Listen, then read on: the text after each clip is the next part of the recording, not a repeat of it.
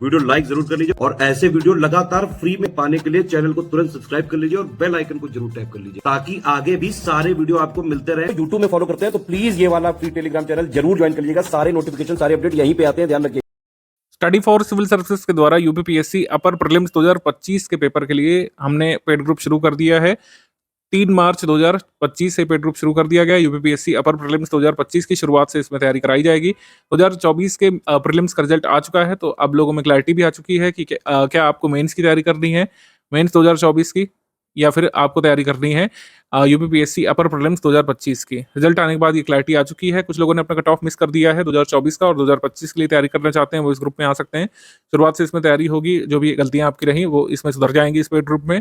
जो लोग एकदम से शुरुआत से तैयारी करना चाहते हैं, आपने पहली बार फॉर्म भरा है 2025 में, अभी फॉर्म चल रहे हैं, तो यूपीपीएससी की तैयारी कैसे करें, आप इसके बारे में कंफ्यूज हैं। कई सारे लोग जो मार्केट में अलग अलग चीजें बता रहे हैं, सही चीज क्या है उसके बारे में बात करेंगे। स्टडी फॉर सिविल सर्विस का परफॉर्मेंस क्या रहा है, इसके बारे में छोटा सा ग्लिम्स मैं आपको शुरू में ही दे दूंगा।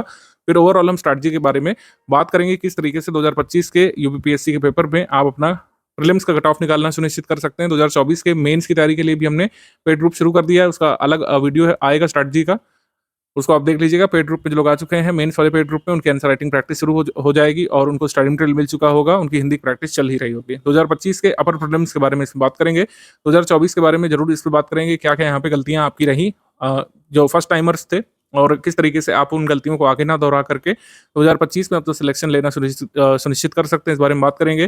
पिछली बार 900 प्लस तक सीटें हो चुकी हैं, अभी 200 पर अभी नोटिफिकेशन आए, लेकिन निश्चित तौर पर इतनी नहीं रहेंगी, लगातार बढ़ेंगी सीटें। तो कितना कट ऑफ हमको टारगेट करना है, शुरुआत से तैयारी कैसे की जाती है, यूपीपीएससी के एस्पिरेंट शुरुआत के 1-2 सालों में अपने गलतियां क्या क्या करते हैं, कैसे अपने 1-2 साल गंवा देते हैं, उसके बारे में चर्चा करेंगे थोड़ा सा, और सही स्ट्रैटेजी क्या होनी चाहिए इसके बारे में बात करेंगे।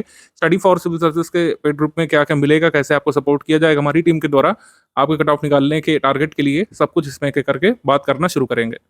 जो लोग स्टडी फॉर सिविल सर्विसेज को देख रहे हैं यूट्यूब में और हमारे सोशल मीडिया प्लेटफॉर्म्स में, हमारी जो ऑनलाइन कोचिंग पेड ग्रुप के नाम से चलती है टेलीग्राम पर, लगातार 8-9 वर्षों से हम सिलेक्शन दे रहे हैं प्रीलिम्स में और मेंस में, पिछले 5-6 वर्षों से जब से हमने मेंस का शुरू किया है, और प्रीलिम्स का 8-9 वर्षों से जो चल रहा है लगातार। सबसे ज्यादा सिलेक्शन ऑनलाइन प्लेटफॉर्म में स्टडी फॉर सिविल सर्विसेज के ही होते रहे हैं। सारे प्रूफ वगैरह हम लोग हमेशा आपको साझा करते हैं, थोड़ा सा मैं आपको दिखा भी दे रहा हूँ। 2025 में जो लोग स्टूडेंट्स आए उनके मनोबल को बढ़ाने के लिए ये सहायक सिद्ध होगा, इस वजह से इसको दिखा रहा हूँ। आप लगातार देखिए, जो लोग भी पेड ग्रुप में ज्वाइन करे और स्टडी करे वो लोग सिलेक्ट हुए हैं। हम ये कभी नहीं क्लेम करते हैं कि स्टडी फॉर सिविल सर्विसेज को ज्वाइन करना ही सिलेक्शन की गारंटी है, ऐसा जो है शब्द जाल हमने कभी नहीं फेंका है, ना ही हमारी पूरी टीम जो है इसमें विश्वास करती है कि स्टडी फॉर सिविल सर्विसेज को सिर्फ ज्वाइन करने मात्र से आप सिलेक्ट हो जाएंगे। लेकिन स्टडी फॉर सिविल सर्विसेज को ज्वाइन करने के बाद जो भी स्ट्रैटेजी हम जैसे आपको बताते हैं, जैसे ये 2025 के स्टूडेंट्स का स्ट्रैटेजी वीडियो हमने 2024 में भी इसको दिया था, तो स्ट्रैटेजी के हिसाब से हमारे स्टडी मटेरियल को फॉलो करते हुए, जो आपके लिए सिलेक्शन मटेरियल साबित हो जाता है एग्जाम के बाद, इसको फॉलो करते हुए, हमारे प्रैक्टिस रिसोर्सेज को फॉलो करते हुए, जिसमें इंटेंस प्रैक्टिस होती है, यहाँ पर सिर्फ पीवाईक्यूज इधर उधर करके नहीं दिए जाते हैं। पीवाईक्यू से आ भी नहीं रहा है और पीवाईक्यू कंपाइलेशन बिल्कुल बेकार साबित हुई है इस बार भी। डायनामिक पैटर्न के अनुरूप जिन लोगों ने नहीं तैयारी की है, स्टैटिक की अच्छे से नहीं तैयारी की है स्टैंडर्ड सोर्सेज से, और करंट अफेयर की जिन लोगों ने नहीं तैयारी की है उनका नहीं हो पाया। और कुछ लोग ऐसे भी थे जो बहुत साल से अपना प्रीलिम्स निकालते आ रहे थे, लेकिन 2025 में अपना प्रीलिम्स उन्होंने मिस किया। तो स्टडी फॉर सिविल सर्विसेज को जो लोग ज्वाइन करते हैं और लगातार जो है हमारे स्टडी मटेरियल से पढ़ते हैं, हमारे प्रैक्टिस रिसोर्सेज से प्रैक्टिस करते हैं, और जो भी चीज़ें बताई जाती हैं उसको अक्षराक्षर फॉलो करते हैं, तो आपका सिलेक्शन हो जाता है। कई सारे लोगों का हुआ है, पहले भी हुआ है और आगे भी लगातार होता रहेगा, क्योंकि स्टडी फॉर सिविल सर्विसेज का लक्ष्य ही है अपने ज़्यादा से ज़्यादा स्टूडेंट्स को, अपने पेड ग्रुप में एनरोल होने वाले स्टूडेंट्स को सिलेक्ट कराना, प्रीलिम्स में मेंस में भी। लगातार आप देख सकते हैं सारे प्रूफ जो हमने इसमें कलेक्ट करके दिए थे, और काफ़ी ये खुशी का मौका भी होता है किसी भी टीचर और किसी भी इंस्टीट्यूट के लिए जब हमारे स्टूडेंट्स जो है साल भर की मेहनत के बाद सिलेक्ट भी होते हैं। ठीक है, ये सबसे टफ पेपर बताया जा रहा था 2018 के बाद से, पैटर्न चेंज होने के बाद से सबसे टफ पेपर अभी तक का था। और टफ अगर ना भी माने, इसको ट्रिकी मान ले, लेकिन लेंदी अब तक का सबसे लेंदी पेपर था। 36 पेज में छप करके आया था, ठीक है, 36 पेजेस में, और इसमें लंबे लंबे सवाल पूछे गए थे। और एक नया आयाम यूपीपीएससी ने सेट किया है, जिसमें आप देखेंगे कि बहुत ही कम क्वेश्चन इजी लेवल के पूछे थे। वन लाइनर क्वेश्चंस की संख्या बहुत ही कम थी, ज्यादातर question multiple statement, assertion reason वाले, मैचिंग वाले सवाल थे। कंसेप्चुअल सवाल भी थे इस बार काफी सारे, फैक्चुअल भी थे, लेकिन अलग तरीके से पूछे गए थे। तो जो है हमारे इनिशिएटिव से, हमारे पेड इनिशिएटिव से, फ्री इनिशिएटिव से भी कई सारे लोग सिलेक्ट हुए हैं। सभी को बहुत बहुत शुभकामनाएं। कई सारे लोग मेंस में भी इनरोल हुए हैं और वो अपनी पढ़ाई यहाँ पे शुरू कर चुके हैं। 2024 का प्रीलिम्स जिन लोगों ने मिस कर दिया है, आप 2025 वाले बैच में आए हैं, शुरुआत से स्ट्रैटेजी वीडियो को सुनिए और शुरुआत से फॉलो करना शुरू करिए। आप गांठ बांध लीजिए कि स्टडी फॉर सिविल सर्विस की स्ट्रैटेजी के हिसाब से, हमारे स्टडी मटेरियल और रिसोर्सेज के हिसाब से ही आपको आगे बढ़ना है और लगातार कंसिस्टेंसी आपको बना के रखनी है। कंसिस्टेंसी मेंटेन करना, सारी चीज़ों को रिलीजियसली फॉलो करना, पढ़ाई में लंबा ब्रेक ना देना, ये सब काम जो है स्टूडेंट्स का होता है। इसमें कोई भी इंस्टीट्यूट, कोई भी एक्सटर्नल फोर्स आपकी सहायता नहीं कर सकता। कंसिस्टेंसी, रेगुलरिटी, डिसिप्लिन, ये सब अगर आप मेंटेन करेंगे, सारा एक्सटर्नल सपोर्ट जो भी ज़रूरी होता है एग्ज़ाम क्लियर करने के लिए, वो स्टडी फॉर सिविल सर्विसेज की टीम आपको प्रोवाइड करेगी। कई सारे लोग जो पहले सिलेक्ट हो चुके हैं, वो लोग भी स्टडी फॉर सिविल सर्विसेज को ही फॉलो करते हैं अपनी रैंक वगैरह इंप्रूव करने के लिए। तो इस तरीके से हमने एक पूरा इकोसिस्टम जो बनाया था काफ़ी मेहनत करके, वो स्टूडेंट्स को अब एक्चुअली बेनिफिट करने लगा है। आयोग जैसे जैसा पेपर बना दे, ईज़ी से मॉडरेट से डिफिकल्ट लेवल का, आप लोग जो है अगर रिलीजियसली फॉलो करेंगे स्टडी फॉर सिविल सर्विसेज को, हमारे बताए हुए पाथ पर चलेंगे, तो निश्चित तौर पर सिलेक्ट हो सकते हैं। 2024 के प्रीलिम्स के बारे में थोड़ा-सा बात कर लेते हैं, क्योंकि काफ़ी चर्चा का विषय एक बार फिर से बना हुआ है। रिज़ल्ट आने के बाद कट ऑफ लोग जो एंटिसिपेट कर रहे हैं, एक-दूसरे के मार्क्स वगैरह शेयर करके, उससे कुछ-कुछ चीज़ें यहाँ पे पता चलती हैं। यूआर ओबीसी का जो कट ऑफ है, ये 76 से 77 क्वेश्चंस के बीच यहाँ पर समझ में आ रहा है, जैसे-जैसे लोग अपने मार्क्स वगैरह शेयर कर रहे हैं। 78 क्वेश्चन पर किसी का हुआ है। अब देखिए, कुछ लोग कह रहे हैं कि मेरा 79 पर नहीं हुआ है, कुछ लोग ये भी कह रहे हैं कि 80 पर उनका नहीं हुआ है यूआर में। देखिए, समस्या ये है कि हमेशा ही कुछ क्वेश्चन डिस्प्यूटेड निकलते हैं। जैसे एक क्वेश्चन जो है क्लियरली डिस्प्यूटेड था इस वर्ष, आपने देखा होगा, जो कह सकते हैं संथानम कमेटी वाला जो प्रश्न था, पंचायती राज फाइनेंसेस पर ही ये रिपोर्ट देने के लिए कमेटी अपॉइंट की गई थी। 1963 में इनकी रिपोर्ट आई थी। ये पंचायती राज फाइनेंसेस, या फिर कह सकते हैं पंचायती राज की वित्त व्यवस्था से संबंधित उसके बारे में रिकमेंडेशन देने के लिए संथानम कमेटी आई थी। ये सही है, जबकि इसको गलत माना गया है। हाँ, ये अलग बात है कि संथानम कमेटी जो है, इसको एक और काम दिया गया था, लेकिन ये अलग काम था। तो study various aspects of corruption government department, तो करप्शन वगैरह की जांच करने के लिए, भ्रष्टाचार की जांच करने के लिए भी अपॉइंट की गई थी। वो अलग समय पर संथानम कमेटी बनी थी, लेकिन पंचायती राज के लिए बनी जरूर थी। तो इसमें नॉट करेक्ट इसको माना गया है। तो ये क्वेश्चन जो है निश्चित तौर पर डिलीट होगा। एक ये प्रश्न भी मतलब आंसर की में गलत दिया गया है। जनवरी 1934 में कांग्रेस सोशलिस्ट पार्टी का गठन हुआ था, ये सही स्टेटमेंट, जबकि इसको भी गलत बता दिया गया है इस वाले के साथ। सेकंड वाला तो गलत है। जवाहरलाल नेहरू ने जो है कभी भी फॉर्मली स्वराज पार्टी, ये कांग्रेस सोशलिस्ट पार्टी को नहीं ज्वाइन किया। सोशलिज्म में बिलीव करते थे जवाहरलाल नेहरू, समाजवाद के समर्थक रहे हैं, कट्टर समर्थक थे समाजवाद के, लेकिन इन्होंने कभी भी कांग्रेस सोशलिस्ट पार्टी को नहीं ज्वाइन किया जवाहरलाल नेहरू ने। ये वाला तो सही है कि इसको गलत किया, लेकिन ये फर्स्ट वाला स्टेटमेंट सही है, जबकि इसको गलत कर दिया है। तो ये एक डिस्प्यूटेड सवाल है। तो ऐसे कुछ डिस्प्यूटेड क्वेश्चंस की वजह से आपका जो स्कोर निकल रहा है, जो आप अपने ओएमआर से कैलकुलेट कर रहे हैं कि मेरा नेट स्कोर ये आ रहा है, उस स्कोर में अंतर पड़ सकता है। कुछ और भी चैलेंजेस किए गए थे, हो सकता है उसमें क्वेश्चन डिलीट किया गया हो या फिर उसका उत्तर बदला गया हो। तो नेट स्कोर जो है ये बदल जाता है, और ऐसे लोग होते हैं जिन लोगों ने डिस्प्यूटेड क्वेश्चन को या तो टच नहीं किया होगा, या फिर उन लोगों ने जो है उसको सही निकाल लिया होगा आयोग के हिसाब से, उनका स्कोर अलग आ रहा होगा और आपका स्कोर अलग आ रहा है। तो कट ऑफ जो लोग अज्यूम कर रहे हैं कि मेरा 80 में भी नहीं निकला, ऐसा हो सकता है कि आपने जिस क्वेश्चन को सही माना हो, क्वेश्चन मॉडिफाई की में बदल गया हो। तो इस वजह से 77 पर लोगों का हुआ, 76 पर भी इवन हुआ है यूआर कैंडिडेट्स का, ओबीसी कैंडिडेट्स का, लेकिन 80 पर कुछ लोगों का नहीं हुआ है। तो ये सब समस्या रही है। आगे भी स्टडी फॉर सिविल सर्विस आगे प्रयास करता रहेगा कि आयोग तक ये बात पहुंचे कि मॉडिफाइड की तुरंत ही जो है स्टूडेंट्स को मिलनी चाहिए। जब आप प्रोविजनल की पर रिजल्ट नहीं दे रहे हैं, मॉडिफाइड की पर रिजल्ट दे रहे हैं, तो मॉडिफाइड की सारी प्रोसेस कंप्लीट होने के बाद क्यों जारी की जाए? स्टूडेंट्स एटलीस्ट देखें तो कि क्या उनकी गलती हुई, कौन से आंसर को जो वो सही मान रहे थे वो गलत माना गया है आयोग के द्वारा, और स्टूडेंट्स जो है सही फैक्ट आगे तैयार करें। मॉडिफाइड की जारी होनी ही चाहिए, और एकदम जेन्युइन डिमांड है स्टूडेंट्स की, और इस पर हम लगातार आवाज उठाते रहेंगे। 15,000 कैंडिडेट जो सिलेक्ट हो चुके हैं, वो अब मेंस की तैयारी करेंगे निश्चित तौर पर। आप नहीं सिलेक्ट हुए हैं, आप जो भी आपके पास संवैधानिक अधिकार हैं, आप उसका प्रयोग करते हुए आयोग को ईमेल कीजिए, रिटर्न लेटर भेजिए, और आयोग से रिक्वेस्ट करिए कि मॉडिफाइड की जारी किया जाए। और स्टूडेंट को ये जानने का अधिकार है कि जिस मॉडिफाइड की पर प्रोविजनल रिजल्ट जारी किया गया है, उस मॉडिफाइड की में क्या उत्तर बदला गया था, क्या उत्तर डिलीट हुआ था, ये बताना चाहिए एस्पिरेंट को, जैसे अन्य जगह पर बताया जाता है। अन्य कॉम्पिटिटिव एग्जाम में मॉडिफाइड की बताई जाती है, जैसे एमपीपीएससी में भी है। एमपीपीएससी में जो फाइनल की आती है रिजल्ट के समय, वो पब्लिश होती है। ठीक है, स्टूडेंट को पता चलता है कि हाँ अच्छा, ये 100 क्वेश्चन थे तो 3 डिलीट हो गए, या फिर 3 के उत्तर बदल दिए गए, या फिर 2 डिलीट हुए, 2 के उत्तर बदल दिए गए। तो अपना स्कोर रिकैलकुलेट कर पाता है और संतुष्ट होता है कि चलिए मैं नहीं सिलेक्ट हुआ, क्यों नहीं सिलेक्ट हुआ, उसका रीजन उसके पास होता है। तो इसी वजह से कुछ लोग कैंडिडेट जो है 76 से 70 क्वेश्चन पर सिलेक्ट हुए हैं, और कुछ नहीं सिलेक्ट हुए हैं।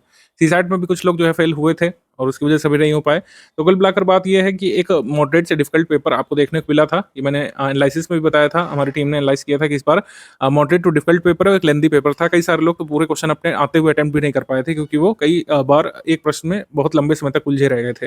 तो अब इससे निपटने का तरीका क्या है? आगे भी पेपर टफ ही होगा। आरओ मेंस का, आरओ प्रीलिम्स का जो पेपर हुआ था लास्ट ईयर, जो कैंसिल हुआ, अन्य पेपर भी जो हो रहे हैं जहां पर 50 सवाल 40 सवाल जीएस वाले आते हैं, उस पर भी टफ पेपर ही ज्यादातर पूछे जा रहे हैं। ठीक है, टफ क्वेश्चंस पूछे जा रहे हैं। स्टडी फॉर सिविल सर्विसेज की बात पहले ही समझ चुका था, इस वजह से हमने अपने स्टूडेंट्स को 2024 में शुरुआत से ही टफ टेस्ट सीरीज दी थी और टफ लेवल के कुछ क्वेश्चन हमने कराना शुरू कर दिया था। स्टडी फॉर सिविल सर्विसेज पहला इंस्टीट्यूट था, आप हमारे पुराने वीडियो देख सकते हैं। कोई भी ये सिर्फ बना के कहने वाली बात नहीं है, ऐसे तो हर कोई कुछ ना कुछ क्लेम कर रहा है, हमारे सारे प्रूफ होते हैं। हमने अपने वीडियोस डाले हुए थे यूट्यूब पर, ठीक है, कई सारे सैंपल भी दिए हुए थे टेलीग्राम पर हमारी टेस्ट सीरीज के एग्जाम होने से काफी दिवस पहले के, काफी महीने पहले के। उस टेस्ट सीरीज का लेवल देखिए और एग्जाम का लेवल आप मिलाइए, बिल्कुल सिमिलर पैटर्न पर आप पाएंगे। जैसे आयोग ने इस साल 3-3, 4-4 स्टेटमेंट वाले सवाल पूछे, मैचिंग वाले क्वेश्चन भी लेंदी पूछे, असर्शन रीजन वाले काफी सवाल पूछने की कोशिश की। कई सारे लोग जो पहली बार अपीयर हुए थे, जो वनडे एग्जाम्स देते रहते हैं, उनके लिए ये एक शॉकर पेपर से कम नहीं था। कई सारे लोगों के लिए एक शॉक जनरेट किया था पेपर ने, और कुछ लोग 10 से 20 सवाल से ज़्यादा नहीं सॉल्व कर पाए थे। ऐसा इसलिए भी है क्योंकि आपने शायद पहली बार जो है यूपीपीएससी का पेपर दिया हो। पेपर जो है हमेशा टफ लेवल का, डिफिकल्ट लेवल का होता ही है पीसीएस एग्जाम का, उस हिसाब से कट ऑफ कम जाता है। लेकिन ये पेपर मॉडरेट से डिफिकल्ट होने के साथ लेंदी पेपर भी था, तो एक अलग स्ट्रैटेजी की जरूरत थी इसमें कि आप पहले से जो है डिफिकल्ट सवाल सॉल्व करने के आदी रहे हों। अगर आप अपनी टेस्ट सीरीज इस तरीके से लगाते रहे पीवाईक्यू के अनुरूप, 20-20 साल पुराने पीवाईक्यू लगा रहे हैं, जब वन लाइनर सवाल आया करते थे, 20 पेज का पेपर आता था, उस हिसाब से अगर आपकी तैयारी है तो निश्चित तौर पर ना आप कट ऑफ क्लियर कर पाए होंगे और आपका मनोबल भी बहुत नीचे चला गया होगा।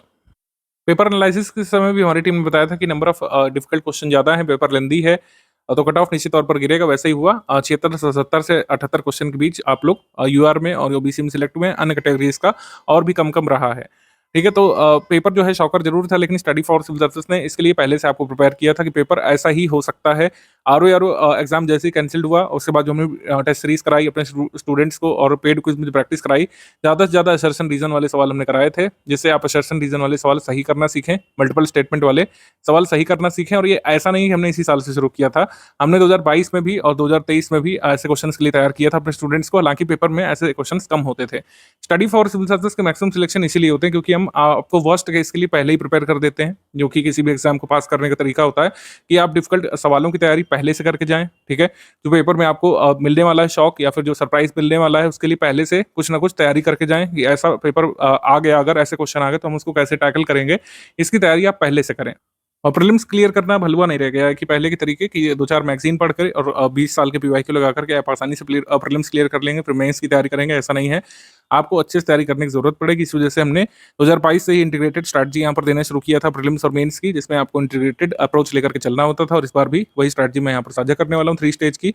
अभी आगे के वीडियो के हिस्से में आप देखेंगे 3 स्टेज की स्ट्रैटेजी कैसे वर्क करती है और कैसे प्रीलिम्स और मेंस का जो है आप प्रिपेयर कर सकते हैं। साथ साथ पहले बेसिक बनाएंगे प्री मेंस का, और फिर जो है सेकंड स्टेज पर, थर्ड स्टेज पर आते आते आप प्रीलिम्स के लिए अच्छे से तैयार हो चुके होंगे और मेंस का भी काफी कुछ पढ़ चुके होंगे। स्टडी फॉर सिविल सर्विसेज ने इस साल अपने मटेरियल में रिकॉर्डेड वीडियो लेक्चर को भी ऐड किया था, जो भी काफी बेनिफिशियल रहा आपको कंसेप्ट समझाने के लिए। रिकॉर्डेड वीडियो लेक्चर से आपको ये भान हो पाया कि किस तरीके से फैक्ट्स को भी कंसेप्ट बना देता है यूपीपीएससी। जैसे यूपीपीएससी में इस साल कई सारे ऐसे प्रश्न देखे गए हैं जिसमें 2 स्टेटमेंट हैं, दोनों फैक्ट हैं, लेकिन उसको इस तरीके से लिंक किया गया है कि कंसेप्चुअल क्वेश्चन तैयार हो गया है। जैसे एज ऑफ कंसेंट एक्ट वाला, एज ऑफ कंसेंट एक्ट वाला जो प्रश्न है, एज ऑफ कंसेंट एक्ट से 2 स्टेटमेंट पूछे गए थे। पहला कि बीएम बारवी ने उसमें पारित होने में महत्वपूर्ण भूमिका निभाई, ये भी हमने जो है फैक्ट दिया था। और ये दूसरा जो फैक्ट पूछा गया कि तिलक ने जो है एज ऑफ कंसेंट को कह सकते हैं अपोज किया था, जबकि उसमें दिया था उसकी सपोर्ट किया था, तो वो स्टेटमेंट आपको गलत करना था। तो इस तरीके से कई सारे फैक्ट जो कंसेप्ट के फॉर्म में पूछे गए। इसकी तैयारी कैसे होगी? इसकी तैयारी बिना प्रैक्टिस किए नहीं हो सकती, तो प्रैक्टिस का बहुत महत्व है। और प्रैक्टिस भी नहीं, इसकी सिर्फ 20 सालों के पीवाईक्यू लगाना है, उससे कोई फायदा नहीं मिलेगा, उसकी प्रैक्टिस करके कोई भी फायदा नहीं मिलने वाला है, क्योंकि पेपर अलग तरीके से पूछा जा रहा है। आपको वैसे ही सवाल लगाने पड़ेंगे जैसे स्टडी फॉर सिविल सर्विसेज ने अपनी टेस्ट सीरीज में कराए थे। एटलीस्ट हमने 95% वहां तक पहुंचने का प्रयास किया जहां तक आयोग ने आपको पेपर में पूछा है। ठीक है, ऐसा किसी भी इंस्टीट्यूट ने नहीं किया है। इस साल भी हम कोई खास बदलाव अपनी स्ट्रैटेजी में नहीं करने वाले हैं। स्टडी मटेरियल निश्चित तौर पर अपडेट होगा और इसको बहुत अच्छे तरीके से अपडेट करने का प्रयास करेंगे। इस बार जो पूरा जो पैटर्न है सवाल पूछने का, उसी के अनुरूप यहाँ पे जो है स्टडी मटेरियल होगा। हिस्ट्री ज्योग्राफी में भी आप देखेंगे कुछ आमूल-चूल परिवर्तन हम करने वाले हैं। वन लाइनर टाइप या फिर पैराग्राफ टाइप ना होकर के कई सारे डायग्राम्स आपको देखने को मिलेंगे, और इन डायग्राम से आप अपने कंसेप्चुअल क्वेश्चन सॉल्व कर पाएंगे। तो कई सारे डायग्राम वाले नोट्स जो है, मतलब नोट्स में डायग्राम आपको देखने को मिलेंगे। डायग्राम सिर्फ वो वाले नहीं, कंसेप्ट वाले नहीं कि गूगल से चिपका दिए वो वाला डायग्राम नहीं, आपको बहुत ही इंटरैक्टिव डायग्राम हम बना करके देंगे, और ये बाइलिंगुअल रहेगा। ये डायग्राम पढ़ करके आप कंसेप्चुअल क्वेश्चन निकाल पाएंगे, कई सारे जो इस साल पूछे गए हैं हिस्ट्री के, ज्योग्राफी के, इवन पॉलिटी में भी कई सारे डायग्राम आपको हमारे नोट्स में देखने को मिलेंगे, जो लेटेस्ट एडिशन होगा लिस्टिंग कंपाइलेशन का, जो आपको सेकंड स्टेज ऑफ प्रिपरेशन के दौरान हम बेड ग्रुप में साझा करेंगे। उसमें कई सारे डायग्रामेटिक थीम्स पर आधारित जो है इन्फॉर्मेशन देखने को मिलेगी, जो आपके क्वेश्चन सॉल्व करवाने में हेल्प करेगी। टेस्ट सीरीज का लेवल लगातार बढ़ता जाएगा। टेस्ट सीरीज का लेवल हम हमेशा आयोग से आगे रखेंगे, जिससे आप पहले से तैयार रहें, आप एकदम से शॉक महसूस ना करें एग्जाम हॉल में। आपको ये लगे कि टेस्ट सीरीज हम वैसे ही सॉल्व कर रहे हैं जैसे हम पहले सॉल्व करते हुए आ रहे हैं। स्टडी फॉर सिविल सर्विसेज की कोई टेस्ट सीरीज ही लगाने आए हैं, ये आप महसूस करेंगे जब आप हमारी कई सारी टेस्ट सीरीज को अटेम्प्ट करके जाएंगे। तो वही मैंने कहा, सिर्फ पेड ग्रुप ज्वाइन करना काफी नहीं है। पेड ग्रुप में आए आप, आपने स्टडी किया, स्टडी मटेरियल से प्रैक्टिस रिसोर्सेज को फॉलो किया, टेस्ट सीरीज आप लगा रहे हैं। टेस्ट सीरीज लगाने पर आपको जो है एनालिसिस करना है। टेस्ट सीरीज लगाने के बाद आपको मंथन करना है, कहाँ पे गलतियां हो रही है, उस गलती को सुधारना है, तब जाकर के एक्चुअली एग्जाम में फायदा मिलेगा। तो स्टडी फॉर सिविल सर्विसेज को ज्वाइन करने के बाद हमारे रिसोर्सेज को फॉलो भी करना है, उसके साथ लगना है, अपना सेल्फ एनालिसिस करना है, हमसे सपोर्ट प्राप्त करना है। कोई चीज़ नहीं समझ में आ रही है, डाउट क्लियरेंस ग्रुप में आप पूछ सकते हैं। इस तरीके से हम आगे बढ़ेंगे। कोई बिग चेंज नहीं एक्सपेक्टेड है। बिग चेंज होगा हमारे स्टडी मटेरियल में, टेस्ट सीरीज में होगा, हमारे मेथोडोलॉजी में कोई भी बिग चेंज हम ऐसा नहीं करने वाले, क्योंकि हमेशा ही कहावत है, एक अंग्रेजी कहावत है, if it not broken don't fix it, कि कुछ अगर टूटा नहीं तो बार बार जोड़ने की कोशिश मत करिए। तो हमने लगातार सिलेक्शन दिए टफ पेपर में भी, तो बस हम इनहेंस करेंगे कि कितने ज़्यादा और क्वेश्चन निकाल पाएं। जैसे इस साल स्टडी फॉर सिविल सर्विसेज से 110 क्वेश्चन डायरेक्टली किए जा सकते थे एग्जाम में, और कट ऑफ जो है अब 75 से 77 क्वेश्चन के बीच गया है। अगर आप पूरी एफिशिएंसी हमेशा की तरह नहीं भी दे पाते हैं, ठीक है, जैसे हमने कहा था कि 90-95 क्वेश्चन को टारगेट करिए, और आप 80 प्लस भी गए तो आप कट ऑफ निकाल लेते हैं मॉडरेट से डिफिकल्ट पेपर में भी, और यही स्ट्रैटेजी इस बार भी रहेगी। ठीक है, कंसेप्चुअल डिटेलिंग पर इस बार खास फोकस करेगी हमारी टीम। रिकॉर्डेड वीडियो लेक्चर में कंसेप्चुअल डिटेल पर फोकस किया गया है। वैसे ही कंसेप्चुअल डिटेल किसी ना किसी तरीके से, चाहे डायग्राम फॉर्म में, चाहे किसी अन्य मेथड से, हम अपने नोट्स में भी शामिल करने का प्रयास करेंगे। यूपीपीएससी की तैयारी करने के लिए जो लोग पहली बार आए हैं और अपना ग्रेजुएशन कंप्लीट करके आपने फॉर्म वगैरह फिल किया होगा, आप एक अनिवार्य शर्त यहाँ पर समझ लीजिए, यूपीपीएससी में या फिर किसी भी राज्य सेवा परीक्षा, जैसे बिहार में, एमपी में, हरियाणा में, उत्तराखंड में, या फिर किसी ने छत्तीसगढ़ में दिया होगा, स्वाध्ययन यानी सेल्फ स्टडी एक बहुत अनिवार्य शर्त है। स्वाध्ययन के बिना आप आगे नहीं बढ़ सकते हैं। सेल्फ स्टडी बहुत ही महत्वपूर्ण भूमिका निभाती है। इवन आजकल के वनडे एग्जाम्स में भी सेल्फ स्टडी की बहुत महत्वपूर्ण भूमिका है। बेस्ट कंटेंट तो होना ही चाहिए आपके पास, रेलिवेंट स्टडी मटेरियल होना चाहिए, रेलिवेंट प्रैक्टिस रिसोर्स होना चाहिए, गाइडेंस का भी बहुत महत्व है। लेकिन कुछ चीज़ें जो स्टूडेंट को अपने अंदर से जगानी पड़ती है, इसमें कोई बाहरी सपोर्ट आपको नहीं मिल सकता है, ना ही आप प्राप्त कर सकते हैं इसको, ना ही किसी भी बाहरी संस्थान से आप ये सेवाएं प्राप्त कर सकते हैं। तो स्वाध्ययन एक अभ्यास यानी कि प्रैक्टिस, और एक निरंतरता यानी कि कंसिस्टेंसी और डिसिप्लिन। निरंतरता, अभ्यास, डिसिप्लिन और स्वाध्ययन, ये आयाम आपने संभाल लिया तो फिर रेलिवेंट स्टडी मटेरियल देने का, और कह सकते हैं बेस्ट प्रैक्टिस रिसोर्सेज देने का, बेस्ट गाइडेंस देने का काम हमारी टीम का है। और इसी वजह से आपने यहाँ पे एनरोलमेंट लिया है। आपने जो फीस सबमिट की है उसके लिए हम पूरा, मतलब उसको, उसके एवज में हम पूरा प्रयास करेंगे कि आप हमारे इंस्टीट्यूट में आते हैं तो आप निश्चित तौर पर सिलेक्ट हों। आप प्री वाले ग्रुप में आए तो प्री में सिलेक्ट हो, मेंस वाले ग्रुप में आए तो मेंस आपका जरूर निकले। फिर इंटरव्यू का गाइडेंस तो फ्री ऑफ कॉस्ट हमारे पूरे स्टूडेंट ही कर देते हैं, ज्ञान सर उसमें इन्वॉल्व होते हैं, वो अलग चीज़ है। लेकिन प्री मेंस में अगर आप हमारे यहाँ पर एनरोल हुए हैं तो हमारी टीम का प्रयास रहता है कि आप सिलेक्ट हो निश्चित तौर पर। लेकिन सिलेक्ट तभी होंगे जब दोनों आयामों पर काम होगा। एक आयाम है best study material, practice resources, यानी कि टेस्ट सीरीज, पेड क्विज में बेस्ट क्वेश्चंस देना हमारा काम होगा। अच्छी तरीके से आपको गाइड करना, आपको मोटिवेटेड रखना, हर तरीके से आप मतलब ये प्रयास करना कि आप स्टडी में संलग्न रहे, ये हमारा काम होगा। ठीक है, कोई भी तथ्य छूटे नहीं, कोई भी कॉन्सेप्ट छूटे नहीं, इसके लिए प्रयास करना हमारी टीम का काम है। लेकिन ये जो 3 आयाम है, स्वाध्ययन, अभ्यास और निरंतरता, ये आपको जुटाना पड़ेगा और आपको कंट्रीब्यूट करना पड़ेगा इस आयाम पर, तभी हम और आप एक जो कॉमन गोल है आपके सिलेक्शन का, उसको अचीव कर पाएंगे। Study for civil services paid group के फीचर्स मैं आपको एक एक करके बता दे रहा हूँ। ये फीचर वेरी कर सकते हैं, जो पैकेज आपने लिया होगा टेलीग्राम में हमारी टीम से, उसके हिसाब से वेरी कर सकते हैं। जैसे फुल पेड ग्रुप है, उसको सारे फीचर मिलेंगे जो हम यहाँ पर बताने जा रहे हैं। ओनली करंट अफेयर वाले पेड बैच में आप तो करंट अफेयर वाले फीचर मिलेंगे। Test series with current affair वाले में तो टेस्ट सीरीज और करंट अफेयर के फीचर मिलेंगे। और ऐसे ही हर ग्रुप के लिए है। जो भी पैकेज आपने लिया होगा और जो कमिटमेंट हमारी टीम ने आपसे किया होगा फी पेमेंट कराने से पहले, वही चीज़ें आपको इस ग्रुप में मिलेंगी। जो फीचर मैं आपको बताने जा रहा हूँ ये फुल पेड ग्रुप पे है, यानी सारे फीचर्स जो एक फुल पेड ग्रुप मेंबर को मिलते हैं वो मैं इसमें बताने जा रहा हूँ। इसको एक बार अच्छे से समझ लीजिए, क्योंकि कई बार आप लोग बार बार पूछा करते हैं। तो इस ग्रुप में डेली करंट अफेयर की पीडीएफ जो है पेड ग्रुप मेंबर्स को मिलती है। फुल पेड वालों को दोपहर 3 से 4 बजे तक आ जाती है।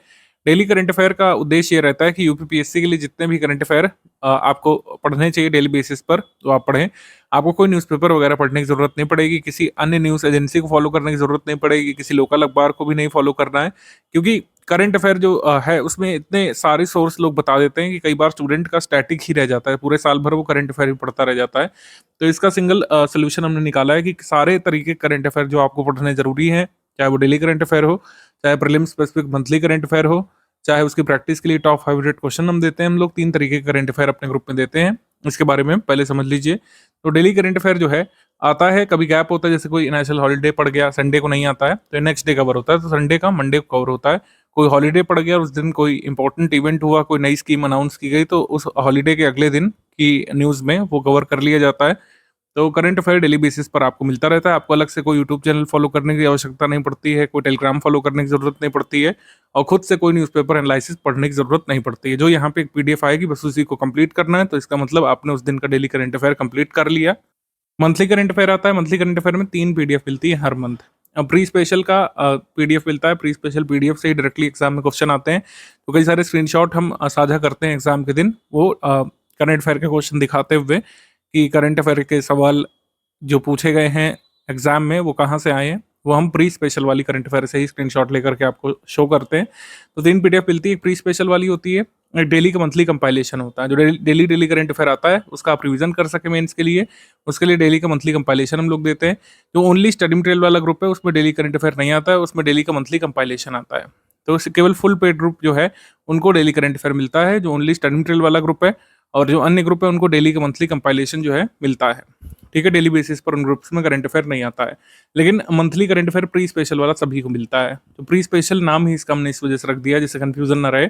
ये monthly current affair pre special वाला कहलाता है। जैसे कल 4 मार्च है, ठीक है, मतलब सपोज करिए कोई भी दिन है, 4 मार्च है या फिर आगे 4 मई है या फिर जो भी मंथ है, तो हर मंथ की 4 तारीख को आपको पीडीएफ मिल जाती है। 4 मार्च को आपको पूरा 1 फेब से लेकर 28 फेब तक का करंट अफेयर कवर करते हुए आपको पीडीएफ दे दी गई होगी 4 मार्च को। तो ऐसे ही मार्च की करंट अफेयर आपको 4 अप्रैल को मिल जाती है, अप्रैल की करंट अफेयर 4 मई को मिल जाती है। तो हर मंथ की 4 तारीख को आपको पिछले मंथ की total pre special current affair मिल जाया करती है। ये साइकिल आगे भी चलती रहेगी। अप्रैल करंट अफेयर मई में, मई का करंट अफेयर जो है जून में 4 तारीख तक, इस तरीके से आगे आपको मिलता रहता है।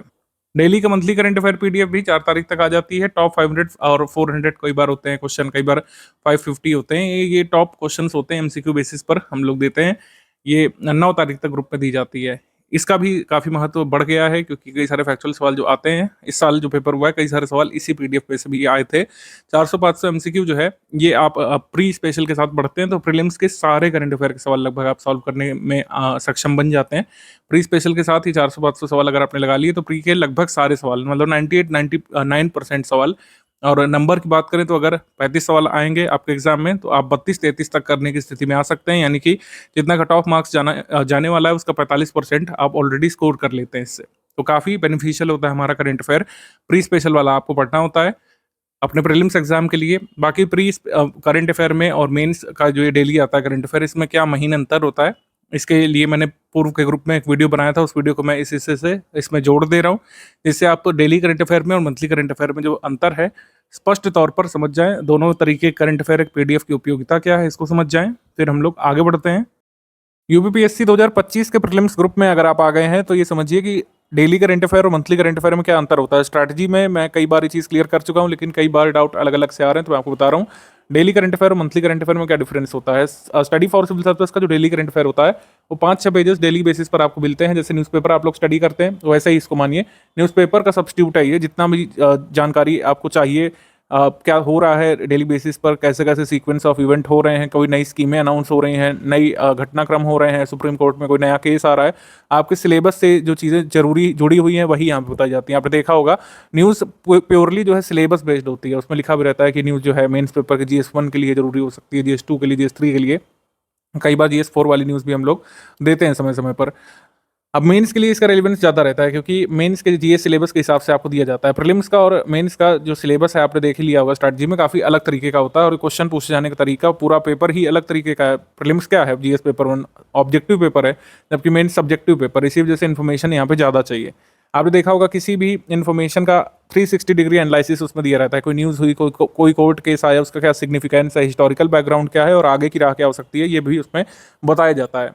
तो इसलिए डेली करंट अफेयर आपको पढ़ने के लिए कहा जाता है कि आप केवल रटे नहीं, रट के तो आप प्रीलिम्स वाला कर लेंगे, मंथली करंट अफेयर रट करके प्रीलिम्स में मैक्सिमम क्वेश्चन आप निकाल लेंगे, लेकिन मेंस भी तो देना है ना। क्या मेंस नहीं देना है? प्रीलिम्स हमारी मंजिल नहीं है, मैं बार बार कहता रहता हूँ। सिर्फ प्रीलिम्स क्लियर करने के लिए आप नहीं स्टडी करते हैं। लॉन्ग टर्म स्टडी जो लोग करते हैं, जो सीरियस स्टडी करते हैं, वो मेंस क्लियर करके सिलेक्शन लेने वाली स्टडी करना चाहते हैं। तो मेंस के लिए रेलिवेंस जो आपका डेली करंट अफेयर उसका ज़्यादा है, प्रीलिम्स के लिए लो सिग्निफिकेंस हम लोग कह सकते हैं। ऐसा नहीं है कि प्रीलिम्स के लिए बिल्कुल काम का नहीं है आपका डेली करंट अफेयर, ये नहीं कहा जा रहा है, लेकिन मेंस को टारगेट करके इसको दिया जाता है, तो ये मेंस में आपकी हेल्प करता है। अगर आप डेली बेसिस पर नहीं पढ़ पा रहे हैं तो आप डेली का जो मंथली कंपाइल करके दिया जाता है उसको एक बार स्टडी कर लीजिए।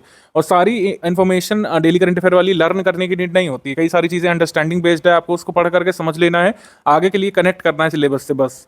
और कैसे कनेक्ट करना है सब स्ट्रैटेजी में मैं बता चुके हैं आपको। फिर एससीएस का जो मंथली करंट अफेयर है ये प्रीलिम्स स्पेसिफिक होता है, इससे मेंस में आपको कोई लाभ नहीं मिलने वाला है, ये मैं आपको बता चुका हूँ। प्रीलिम्स का करंट अफेयर इंटायरली डिफरेंट होता है मेंस के करंट अफेयर से। इन्फॉर्मेशन टू द पॉइंट रखी जाती है, आपने देखा होगा जो वन लाइनर जो हम लोग देते हैं या सेक्शन वाइज देते हैं, उसमें जितना इन्फॉर्मेशन जरूरी है जिससे क्वेश्चन बन सकता है प्रीलिम्स वाला, बस उसी को दिया जाता है। प्रीलिम्स के लिए इसका सिग्निफिकेंस बहुत ज़्यादा है। जब प्रीलिम्स नज़दीक होता है तो हम डेली करंट अफेयर पढ़ना बंद करा देते हैं अपने स्टूडेंट्स को, वो मंथली वाला ही तैयार करते हैं, और यूपी वाला जो मंथ में एक बार दिया जाता है उसको तैयार करते हैं। इन्फॉर्मेशन डेंस ये भी होता है जहाँ जहाँ पर जरूरी है, जैसे कोई स्कीम आई है तो स्कीम कहाँ से लॉन्च की गई, किस व्यक्ति ने लॉन्च की, किसको टारगेट करेगी, बेनिफिशरीज कौन होंगे, इसके बेनिफिशरीज को क्या बेनिफिट मिलने वाले हैं, सब कुछ हम इसमें कवर कराते हैं।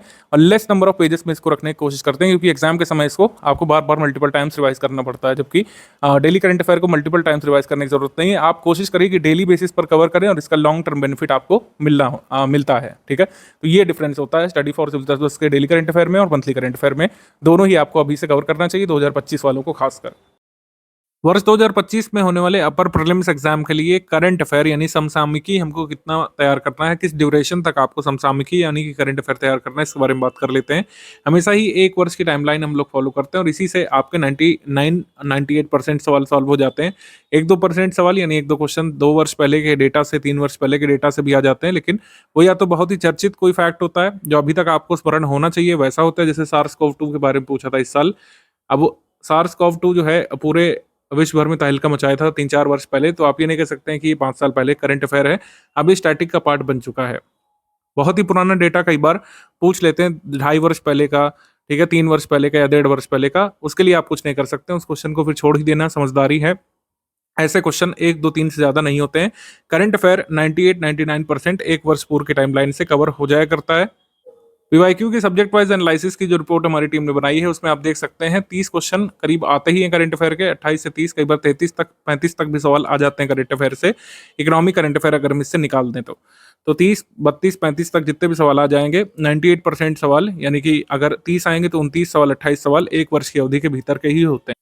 तो करंट अफेयर हमें अक्टूबर 2024 से लेकर सितंबर 2025 तक हमको कवर करना पड़ेगा। एक वर्ष की अवधि हम इस तरीके से कवर कर लेंगे। इसी तरीके से आपको करंट अफेयर नेशनल इंटरनेशनल वाला कवर करना पड़ेगा। उत्तर प्रदेश का करंट अफेयर जितना भी जरूरी है वो आपको ग्रुप में शुरुआत से दे दिया गया है और आगे हर मंथ अपडेट होकर के मिलता रहेगा। तो इस तरीके से प्रीलिम्स 2025 का करंट अफेयर आपको तैयार करना है। हम यहाँ पर मंथली पीडीएफ की बात कर रहे हैं। जब हम मंथ बात करते हैं तो इसका मतलब है मंथली पीडीएफ के बारे में बात कर रहे हैं, यानी कि आपको अक्टूबर 2024 से शुरू करते हुए मंथली करंट अफेयर सितंबर 2025 तक कंप्लीट करना होगा। करंट अफेयर डेली वाला मंथली वाला किस तरीके से अलग है एक दूसरे से और सभी तरीके करंट अफेयर की उपयोगिता क्या है सब हमने आपको समझा दिया है। अब डाउट क्लियरेंस के बारे में बात कर लेते हैं। डाउट क्लियरेंस का support full paid group members को ही मिलता है, क्योंकि जो फुल पेड ग्रुप के मेंबर्स होते हैं वो 3 ग्रुप में ऐड किए जाते हैं। फुल पेड ग्रुप मेंबर्स को हम 3 ग्रुप में ऐड करते हैं। एक तो स्टडी मटेरियल वाला ग्रुप होता है और एक डाउट क्लियरेंस वाला ग्रुप होता है। डाउट क्लियरेंस ग्रुप में आप अपने डाउट्स पूछ सकते हैं। डाउट कैसे डाउट, कुछ लोग पूछते हैं सर क्या पूछ सकते हैं उसमें, आप उसमें स्टडी मटेरियल संबंधी कोई डाउट पूछ सकते हैं। यूपीपीएससी अपर प्रीलिम्स सिलेबस के दायरे में जो भी चीज़ आती है उससे संबंधित आप डाउट पूछ सकते हैं। मेंस के डाउट यहाँ पे नहीं बताए जा सकते हैं। प्री संबंधित कोई भी डाउट आप यहाँ पर पूछेंगे उसको ज़रा भी मना नहीं किया जाएगा, और जब तक आप समझ नहीं जाते जिस हद तक, उस हद तक समझाने का प्रयास हमारी एडमिन टीम करती है। आप कोई कंसेप्ट नहीं समझ पा रहे हैं, कोई फैक्चुअल जानकारी आपके नहीं समझ में आ पा रही है, किसी पीवाईक्यू में फंस रहे हैं, किसी कंसेप्चुअल पार्ट में फंस रहे हैं, किसी फैक्चुअल पार्ट में आपको डाउट है चौरी चौरा कांड की एग्जैक्ट डेट क्या है, आपको डाउट है कि रॉलेट एक्ट कब आया था, रॉलेट सत्याग्रह कब हुआ था, उसका सिग्निफिकेंस क्या है, जो व्यक्तिगत सत्याग्रह हुआ था वो क्यों हुआ था, उसका सिग्निफिकेंस क्या है, आपको ज्योग्राफी में कोई कंसेप्ट नहीं समझ में आ रहा है, कोई जलवायु नहीं समझ में आ रही है, मानसून की अवधारणा नहीं समझ में आ रही है, जो भी सिलेबस में आता है वो आप पूछ सकते हैं। इसमें प्रीलिम सिलेबस संबंधित कोई भी डाउट यहाँ पर रख सकते हैं, उसको बताया जाता है और विद इन 6 आवर्स बताया जाता है। ये टाइम लिमिट हमारी टीम ने डिसाइड की है विद इन 6 आवर्स, यानी 6 आवर्स की मैक्सिमम लिमिट है आपको डाउट बताए जाने की। 6 घंटे तक आप वेट करेंगे, आपको डाउट का रिप्लाई दिया जाएगा, लेकिन इसका मतलब ये नहीं कि सारे डाउट 6 घंटे बाद बताए जाएंगे। ये मैक्सिमम टाइम लिमिट है। किसी भी हाल में 6 घंटे के भीतर तो डाउट सॉल्व किया ही जाएगा, लेकिन अगर आप दिन के समय में वर्किंग आवर्स में पूछेंगे तो जरा भी वेट नहीं करना पड़ता है। 2-2, 4-4 मिनट की फ्रीक्वेंसी पर कई बार तुरंत ही आपको अपने डाउट का रिप्लाई मिल जाता है। तो जिन लोगों ने फुल पेड ग्रुप ज्वाइन किया उनको 3 ग्रुप से जोड़ा जाता है। तो डाउट क्लियरेंस वाला ग्रुप हो गया, एक स्टडी मटेरियल वाला ग्रुप हो गया जिसमें daily current affair, monthly current affair, आगे जो प्रीलिम्स स्पेसिफिक स्टडी मटेरियल आएगा वो मिलता रहता है, स्पेशल पीडीएफ मिलती हैं, स्कीम्स की पीडीएफ और भी कई सारे स्टडी मटेरियल की पीडीएफ उस स्टडी मटेरियल वाला ग्रुप में मिलती है। मान लीजिए आपने सिर्फ जो है करंट अफेयर का स्टडी मटेरियल ज्वाइन किया है तो करंट अफेयर से संबंधित स्टडी मटेरियल मिलेगा, स्टैटिक का उसमें नहीं मिलेगा। तो इसी तरीके से स्टडी मटेरियल ग्रुप एक होता है, स्टडी मटेरियल ग्रुप, और एक होता है doubt clearance group. Doubt clearance group सिर्फ फुल पेड ग्रुप मेंबर्स के पास होता है, ठीक है। और क्विज ग्रुप होता है, क्विज ग्रुप में क्विज कराई जाती है, आप उसमें क्विज अटेम्प्ट करते हैं। क्विज ग्रुप में कोई स्टडी मटेरियल नहीं डालते हम लोग, क्विज ग्रुप में कई बार ऑडियो मैसेज हम लोग डालते हैं अगर हमको कोई कॉमन मैसेज हमारे पेड ग्रुप मेंबर्स को देना होता है। तो हमारा सिस्टम इसी तरीके से वर्क करता है। काफ़ी सारे लोग फैमिलियर भी हैं जो पहले ज्वाइन कर चुके हैं कि आपको ग्रुप में ज्वाइन करते ही सबसे पहले स्ट्रैटेजी वीडियो देखना पड़ता है, जो आप ऑलरेडी देख रहे हैं। स्ट्रैटेजी वीडियो शुरू से आखिर तक देखना पड़ता है। सारे डाउट जो आपके मन में उत्पन्न हो सकते हैं, कैसे पढ़ें सर, कैसे शुरुआत करें, डेली कितना पढ़ें, कैसे स्टडी हमारी आगे जाएगी, 3 स्टेज की स्ट्रैटेजी क्या है, सारी चीज़ें इसमें बताई जाती हैं। फिर पेड ग्रुप में स्टडी मटेरियल वाला वीडियो देखना पड़ेगा आपको, वो मैं पहले ही रिकॉर्ड कर लेता हूँ पहले ग्रुप के क्रिएशन के साथ ही, और वही आगे बढ़ता रहता है क्योंकि उसमें बेसिक बातें बताई जाती है, किस तरीके से आपको पीडीएफ ओपन करना है, किस तरीके से आप जो है पीडीएफ सेंड कर सकते हैं अपने पर्सनल डिवाइस में, कैसे प्रिंट कर सकते हैं पीडीएफ को, क्विज कैसे अटेम्प्ट की जाती है, पीडीएफ ओपन कैसे की जाती है, शेयर कैसे की जाती है, डाउनलोड कैसे की जाती है, सारी चीज़ें उसमें बताई जाती हैं। टेलीग्राम फीचर्स, उसमें बेसिकली कुछ टेक्निकल क्लरिकल बातें बताई जाती हैं। पेड ग्रुप में स्टडी मटेरियल कैसे देखें वाली वीडियो में स्ट्रैटेजी वगैरह नहीं बताई जाती, कैसे एग्जाम क्लियर करना है, ये हम फर्स्ट वीडियो में ही बता देते हैं। तो दोनों वीडियोस देखने के बाद आप अपनी स्टडी रिज्यूम कर सकते हैं। तो डाउट क्लियरेंस ग्रुप लगातार चलता रहता है आपके पेड ग्रुप में जुड़ने के साथ ही, लेकिन हमने एक नई चीज़ शुरू की है। एक बार यूपीपीएससी स्पेसिफिक लाइव डिस्कशन भी हम लोग करते हैं, और जब जब जरूरी समझते हैं इसको करते हैं। मंथ में एक बार तो मैंडेटरी करते ही है, अदरवाइज जब जब नेसेसरी होता है इसको हम लोग शुरू करते हैं। इनिशिएट करने के बाद आपको एक मैसेज जाता है टेलीग्राम में और आप उसको लाइव ज्वाइन कर सकते हैं। आप एडमिन से डायरेक्टली डाउट पूछ सकते हैं उसमें। अगर आप बिजी हैं, नहीं भी ज्वाइन कर पाए, कोई मैंडेटरी नहीं है कि आपको ज्वाइन करना ही है, या फिर हम इसमें कोई स्टडी मटेरियल साझा करते हैं, ऐसा नहीं है। हम सिर्फ इसमें डिस्कशन करते हैं। जब भी सूटेबल टाइम पर आपको नोटिफिकेशन पहले से बता दिया जाता है कि कब शुरू होगा लाइव, उसमें जुड़ करके आप एडमिन से डायरेक्टली बातचीत करके अपने डाउट क्लियरेंस कर सकते हैं। आप स्ट्रैटेजी संबंधित कोई डिस्कशन कर सकते हैं, कोई आपका पर्सनल डाउट है, स्टडी संबंधी डाउट है, कोई पूछ सकते हैं उसमें, या फिर एक एजेंडा हम लोग उसमें प्री डिसाइड कर लेते हैं, उस पर बातचीत कर सकते हैं हम लोग। तो पार्टिसिपेशन मैंडेटरी नहीं है। आप बिजी हैं, आप ऑफिस में हैं, आप हाउसवाइफ हैं, नहीं सुन दे सकते हैं, तो आपको उसकी रिकॉर्डिंग मिल जाएगी सेशन की, आप उसको सुन सकते हैं बाद में। यूपी का मंथली करंट अफेयर भी हम लोग देते हैं। देखिए 2024 वाले में कोई भी सवाल नहीं आया यूपी करंट अफेयर से, ऐसा नहीं है कि आगे भी नहीं आएगा। प्रीवियस ईयर एनालिसिस कहती है कि यूपी करंट अफेयर भी जरूरी होता है, 2-3 प्रश्न इससे पहले आ जाया करते थे। 2024 में नहीं पूछा तो इसका आशय ये नहीं है कि आगे भी नहीं पूछेंगे। 2024 के बाद का जो एग्जाम है, जैसे 2025 में एग्जाम होगा, 26 में, और बल्कि तो मेंस के लिए तो जरूरी है ही। तो मेंस के लिए तो यूपी करंट अफेयर पढ़ना ही है। तो यूपी करंट अफेयर की पीडीएफ भी रेगुलरली हम लोग देते हैं, ठीक है। प्री मेंस दोनों के लिए जरूरी है यूपी स्पेशल की पीडीएफ करंट अफेयर की जो आती है, ये हर मंथ में 12 या 13 तारीख को आपके ग्रुप में मिल जाती है। उसको लगातार पढ़ते हुए चलना है आपको। प्री में नहीं काम आएगा तो मेंस में आएगा, कहीं ना कहीं वो करंट अफेयर काम आता ही है। सीसैट के लिए भी कुछ कुछ इनिशिएटिव हमारे चलते रहते हैं, जैसे 50 क्वेश्चन की प्रैक्टिस हम लोग इसमें कराते रहते हैं। उसका डाउट क्लियरेंस आप करा सकते हैं डाउट क्लियरेंस वाले ग्रुप में। हम आयोग और उनके ऑफिशियल सिलेबस के फॉलोअर हैं। ये ज्ञान सर को आपने कहते हुए सुना होगा, उसी को सर ने यहाँ पे लिख भी दिया। जो ऑफिशियल सोर्सेज माने जाते हैं उसी को हम फॉलो करते हुए अपना स्टडी मटेरियल डेवलप करते हैं, अपने प्रैक्टिस रिसोर्सेज को डिजाइन करते हैं। एनसीईआरटी, पीआईबी, मिनिस्ट्री की रिपोर्ट्स वगैरह हो गए, miscellaneous data, budget, economic survey, सभी जो ऑफिशियल टेक्स्ट होते हैं जिसको सरकार रिकग्नाइज करती है और आयोग भी रिकग्नाइज करने के लिए बाध्य है, उन्हीं सब चीज़ों से हम लोग पढ़ाते हैं, ठीक है। हम लोग पुराने घिसे पिटे सोर्सेज पीवाईक्यू वगैरह का नहीं यूज़ करते हैं, जिनको बार बार अपडेट करने की जरूरत होती है, लेकिन लोग करते नहीं है, हम करते हैं एक्चुअली। क्योंकि इस बार भी आप देखेंगे कई सारे लोग क्लेम कर रहे हैं कि 12-14 तक क्वेश्चन गलत हैं, वो एक्चुअली गलत हैं। उन लोग को ऑफिशियल सोर्सेज नहीं पता है। जो क्वेश्चन गलत है वो भी मैंने डिस्कस किए थे वीडियो की शुरुआत में। एक और 2 क्वेश्चन आप बढ़ा लीजिए, 3-4 क्वेश्चन से ज़्यादा डाउट नहीं है। मतलब 3-4 क्वेश्चन से ज़्यादा इस बार भी डाउटफुल नहीं है। 2023 में भी नहीं थे, 2022 में भी नहीं थे। 3-4 से ज़्यादा डाउटफुल होते ही नहीं है कभी। तो हम जो क्या काम करते हैं, ऑफिशियल सिलेबस को फॉलो करते हुए और आयोग जिन सोर्सेज को मानता रहा है उनको फॉलो करते हुए हमारा कंटेंट बनाते हैं। इसीलिए हमारा कंटेंट फुल प्रूफ होता है। कई बार लोगों को कंफ्यूजन भी होती है, उसको हम लोग क्लियर कर देते हैं। ऐसा नहीं है कि 101% जो है फुल प्रूफ कोई भी मटेरियल हो सकता है। कोई भी प्रिंटेड सामग्री है उसमें एरर की गुंजाइश होती है, टाइपिंग एरर, ठीक है, ग्रामेटिकल एरर की गुंजाइश होती है, सिंटेक्सियल एरर की गुंजाइश होती है, उसको हम लोग प्री से पहले सही कर लेते हैं। तो बार बार इसमें डाउट करने की जरूरत नहीं। अगर आप ट्रस्ट करके ग्रुप में आए तो आपको ट्रस्ट करना चाहिए। स्टडी फॉर सिविल सर्विस पिछले 8-9 वर्षों से ऑनलाइन प्लेटफॉर्म पर सर्वाधिक सिलेक्शन देने वाला इंस्टीट्यूट रहा है, और ये काम जो है एक मेहनत से सिस्टमैटिक तरीके से आगे बढ़ते हुए ईमानदारी से कंसिस्टेंसी के साथ हमारी टीम ने अचीव किया है और आप इस पर ट्रस्ट कर सकते हैं। तो सारी चीज़ें फुल प्रूफ करके दी जाती हैं। अगर कोई थोड़ा बहुत एरर रह भी गया तो उसको हम लोग एग्जाम से काफ़ी दिन पहले आपको सही करा देते हैं।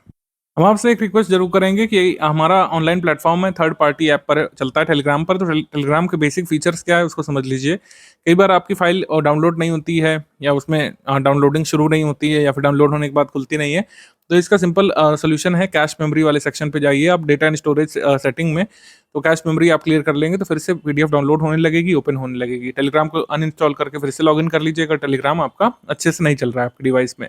टेलीग्राम जो है डेस्कटॉप पर भी चल जाता है, विंडोज में भी चल जाता है, मतलब मैक में भी चल जाता है और iOS में भी कई कई चल जाता है आसानी से।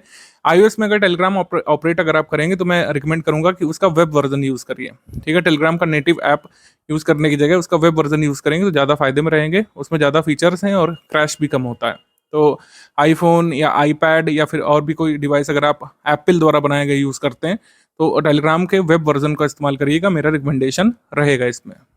ग्रुप में ज्वाइन करते ही आपको जो सबसे पहला मैसेज देखना चाहिए वो पिंड कमेंट में देखना चाहिए। पिंड कमेंट में जो है सारी चीज़ें दी रहती हैं। सबसे पहले स्ट्रैटेजी वीडियो का लिंक, फिर पेड ग्रुप में स्टडी मटेरियल कैसे देखें का लिंक दिया रहता है, फिर स्टेप बाय स्टेप मैसेज का लिंक दिया रहता है।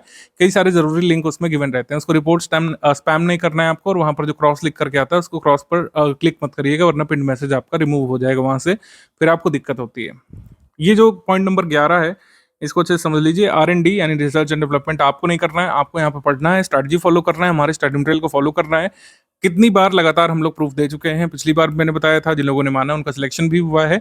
ये सिर्फ जितना दिया जा रहा है उतना पढ़ाई कर रहे हैं आपको और आपका कट ऑफ निकल जाएगा। फालतू में R&D करेंगे आप, अपना टाइम वेस्ट करेंगे और जो बहुमूल्य समय आप व्यतीत कर सकते थे स्टडी मटेरियल को पढ़ने में, वो समय धीरे धीरे चला जाता जाएगा। तो जो भी क्वेश्चन हम कराएंगे, जो भी टेस्ट सीरीज में सवाल हम पूछेंगे, हमारे स्टडी मटेरियल में जो भी डायग्राम वगैरह आगे बना होगा वो बिल्कुल अच्छे से स्टडी करके ही बनाया गया है। ये बात मन में बैठा लीजिए। मैंने कहा सिंटेक्चुअल एरर हो सकती है, ग्रामेटिकल एरर हो सकती है, ठीक है। फैक्चुअल एरर होने की गुंजाइश बहुत ही कम होती है। स्पेलिंग एरर हो सकती है, उसको हम लोग सही करा देते हैं। R&D आपको नहीं करना है और गूगल भी आपको नहीं करना है। हर चीज़ गूगल से चेक करने वाले लोग जो होते हैं, जो फर्स्ट टाइमर्स होते हैं, उनके साथ बड़ी समस्या रहती है। वो हर चीज़ गूगल करना चाहते हैं जबकि गूगल पर सही रिजल्ट नहीं आता है। गूगल SEO पर काम करता है, सर्च इंजन ऑप्टिमाइजेशन पर। कोई भी पुरानी साइट जिसका SEO ऑप्टिमाइज्ड है वो रिजल्ट पहले शो होता है, तो इसका मतलब ये नहीं कि वो सही डेटा है। भारत में आयरन ओर के रिजर्व में टॉप पर कौन है, इस समय सर्च करिए, आपको हर जगह अलग अलग डेटा मिलेगा। भारत में जो है कह सकते हैं सिल्वर का टॉप प्रोड्यूसर स्टेट कौन सा है, इसमें आपको अलग अलग डेटा मिलेगा, ऐसे ही कोल में मिलेगा। तो ये सारी चीज़ें हम आपको मिसलेनियस में देते हैं और वही एग्जाम में सही माना जाता है हमेशा ही, ठीक है। हिस्ट्री के आप फैक्ट ले लीजिए, कई बार आप खोजते रह जाते हैं, वो आपको नहीं मिलता है, लेकिन हमारे स्टडी मटेरियल में वो दिया रहता है वो चीज़। तो कहने का मतलब ये क्या है कि हमने अपने स्टडी मटेरियल को इतना फुल प्रूफ किया है, इतने सारे लोगों की कंटेंट टीम उस पर लगी हुई है, वो हजारों बार उस चीज़ को गूगल करके सही रिजल्ट ढूंढ के लिख चुके हैं। लेकिन अगर आप पहली बार करेंगे तो जाहिर सी बात है आप कंफ्यूज होंगे और हमारी एडमिन टीम को भी कई बार कंफ्यूज करने की कोशिश करेंगे कि सर गूगल तो ये दे रहा है। कई सारे लोगों का ये डाउट होता है कि सर गूगल पर तो ये आ रहा है। तो ऐसा नहीं है कि वो हर बार सही है, गूगल पर सही रिजल्ट कई बार आ जाता है शुरू में, लेकिन हर बार ऐसा हो ये पॉसिबल नहीं है। तो गूगल या तो सर्च करना आप ठीक से सीखें या तो हमारे डेटा को मानते हुए आगे बढ़िए, यही एक रास्ता है। जो लोग फर्स्ट टाइमर्स हैं उनके साथ ये भी समस्या रहती है कि वो सारे सवाल सॉल्व करना चाहते हैं, जबकि एग्जाम की डिमांड ये नहीं है। इस बार कट ऑफ कितना गया, जैसे मैंने बताया 76 से 79 क्वेश्चन के बीच सभी का हो गया, लेकिन टोटल क्वेश्चन कितने आते हैं 150। चलिए मान लेते हैं कि 2-4 इसमें डिस्प्यूटेड भी है, लेकिन 146 से 147 क्वेश्चन में आपको जो है 51-52% ही सही क्वेश्चन निकालने, नेगेटिव मार्किंग का इफेक्ट हटा करके, 1/3 की नेगेटिव मार्किंग है तो इसको निगेट करके आपको 76 से 79 के बीच पहुंचना है। तो इसका मतलब काफी सारे क्वेश्चन आपको एग्जाम में छोड़ने भी पड़ेंगे। सारे क्वेश्चन के सही आंसर निकालना आयोग आपसे उम्मीद नहीं करता है, मतलब आयोग का कह सकते हैं डिमांड ही नहीं है कि ऐसा कोई कैंडिडेट हो जो प्री में हम उसी को सिलेक्ट करेंगे जो 150 में 149 सवाल सही करेगा। ऐसा तो क्राइटेरिया नहीं है, आपको सिर्फ कट ऑफ निकालना है, ठीक है। तो मेंस के लिए जो है आपको लगता है प्रीलिम्स क्लियर करने के बाद आंसर राइटिंग वगैरह शुरू करना है, तो इतना ऑब्सेस्ड मत हो जाएगा किसी भी फैक्ट से, किसी भी विषय से। कई सारे लोग मैंने देखा है बहुत अच्छे स्टूडेंट होते हैं, लेकिन कई बार वो ऑब्सेस हो जाते हैं किसी विषय से कि इस विषय के सारे सवाल हम आयोग के पेपर में सही करके आएंगे, जबकि ऐसा हो ही नहीं सकता है। मैं आपको बता रहा हूँ, आप कितने बड़े स्कॉलर हो अपने सब्जेक्ट के, हिस्ट्री के हो, ज्योग्राफी के हो, पॉलिटी के हो, पॉलिटिकल साइंस के हो, साइंस के हो, इवन आप सारे सवाल नहीं निकाल पाएंगे। एक तो कारण ये होता है कि सारे सवाल तो सही होते भी नहीं, कुछ क्वेश्चन तो गलत भी होते हैं। तो सारे सवाल ना करने हैं, ना सारे सवाल सही होते हैं, ना ही सारे सवाल सही करना एग्जाम की डिमांड है। तो सारे सवाल नहीं सही करना है, लेकिन आपको उस नंबर तक पहुंचना है, वो कट ऑफ नंबर कहते हैं उसको, जिससे आपको मेंस का टिकट मिलेगा। बस यही आपकी स्ट्रैटेजी होनी चाहिए प्रीलिम्स की तैयारी के समय। तो पेड ग्रुप को सिर्फ ज्वाइन करना काफ़ी नहीं है, सारे अपडेट्स फॉलो करने पड़ेंगे। सारे अपडेट्स का मतलब है जो आगे स्टडी मटेरियल दिया जाएगा उसको फॉलो करना है, जो अभी प्रेजेंट में दिया जा चुका है। प्रेजेंट में शुरुआत बेसिक से करनी है, अभी आगे 3 स्टेज स्ट्रैटेजी आप सुनिए, उसमें पता लगेगा बेसिक से कैसे शुरुआत करनी है, कौन सी बुक से। यूपीपीएससी 2025 से पहले कम से कम 6-7 हज़ार क्वेश्चन की प्रैक्टिस यहाँ पे करनी पड़ेगी। कम से कम यहाँ पे लिखा है, ये नंबर जो है 8 से 9 हज़ार भी पहुँच सकता है। आप ट्रोल करने को कर सकते हैं, लेकिन 8-9 हज़ार क्वेश्चन अब लगाना एग्जाम की डिमांड है और ये लगाने पड़ेंगे।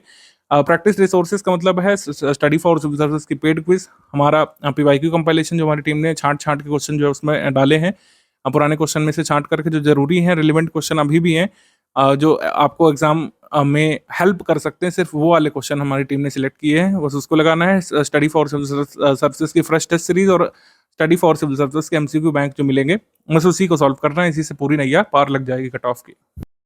कई बार हमारे इंस्टीट्यूट के बहुत जेन्युइन एफर्ट्स को भी क्वेश्चन किया गया है, और उनमें से एक है कि क्या 9-10 हज़ार सवाल लगाना जरूरी है 150 क्वेश्चंस वाले स्टेट पीसीएस के पेपर को करने के लिए यूपीपीएससी में। तो मैं आपको बता दूं, जिस हिसाब से पेपर आ रहे हैं, चाहे आप पेपर ले लीजिए 2024 वाला या फिर इससे पहले जो कैंसिल्ड पेपर है आरओ वाला, इन दोनों को आप लोग देख लीजिए, बिना 9-10 हज़ार सवाल लगाए, क्योंकि सिलेबस बड़ा है इस वजह से 9-10 हज़ार, कोई हमको नंबर नहीं अचीव करना है यहाँ पर, क्वांटिटी से मतलब ही नहीं है। जिस हिसाब से पेपर आ रहा है उसकी डिमांड को पूरा करने के लिए, हमको कट ऑफ निकालने की डिमांड को पूरा करने के लिए 9 से 10 हज़ार क्वेश्चन लगाने ही पड़ेंगे, क्योंकि बड़ा सिलेबस है। छोटा सिलेबस होता तो 2-3 हज़ार क्वेश्चन से भी काम हो जाता। अब जैसे ल्यूपिक्स मिशन से ये 2 स्टेटमेंट वाला प्रश्न पूछा गया था, इसमें कई सारे लोग कंफ्यूज हुए हैं और उन लोगों ने जो है गलत किया है इसको। ज्यादातर लोगों ने इस प्रश्न को डी लगाया था और काफी सारे लोग हताश भी हुए थे इसको ध्यान से पढ़ने के बाद। आपको आते हुए प्रश्न गलत होते हुए देखने को मिलेंगे, कई सारे, एक नहीं कई सारे प्रश्न आपको लगेगा एग्जाम हॉल में बाहर आने पर कि ये तो मैंने गलत कर दिया, जबकि मैं इसको सही कर सकता था। ऐसे में आप बेवकूफ हैं, ऐसा कुछ नहीं है, आपने प्रैक्टिस कम करी है। जब आप प्रैक्टिस कम करते हैं, ऐसी चीजों में मिस करते हैं, आयोग बनाता ही ऐसा पेपर है कि प्रैक्टिस ना करने वाले लोग जो है छट जाएं, उनके क्वेश्चन गलत हों। आप डायरेक्टली जो है संवाद कर रहे होते हैं एक तरीके से पेपर को अटेम्प्ट करते समय एग्जाम बोर्ड से, ठीक है, वो एक्चुअली होता नहीं है, मतलब आयोग का बोर्ड आपके सामने नहीं है, उनका बनाया हुआ क्वेश्चन पेपर आपके सामने है, वो आपका पूरा टेस्ट वहां पे कर लेते हैं। लूनर पोलर एक्सप्लोरेशन मिशन जो है ल्यूपेक्स मिशन चर्चा में था, सबने पढ़ाया भी इसको, सब बढ़िया रहा इसमें। भारत जापान के बीच ये संयुक्त चंद्र मिशन था, ये सबने पढ़ाया। लेकिन ज्यादातर इंस्टीट्यूट्स ने पहली बात तो ये फैक्ट मिस किया कि लैंडर कौन डेवलप कर रहा है, रोवर कौन डेवलप कर रहा है। हमने इसको पूरा पढ़ाया था, लेकिन कई हमारे छात्र भी इसको गलत करके आए जो लोग प्रैक्टिस नहीं किए थे। जब आप प्रैक्टिस नहीं करते हैं तो आप जो है पूरे स्टेटमेंट को ध्यान से पढ़ने का मन नहीं बनाते हैं, आप इसकी तैयारी में ही नहीं होते हैं। कुछ लोगों ने इसको देखा कि अच्छा हाँ जाक्सा शामिल है, लैंडर है, रोवर है, इसरो है, जाक्सा है, तो इसको सही कर दिया, जबकि गलत है।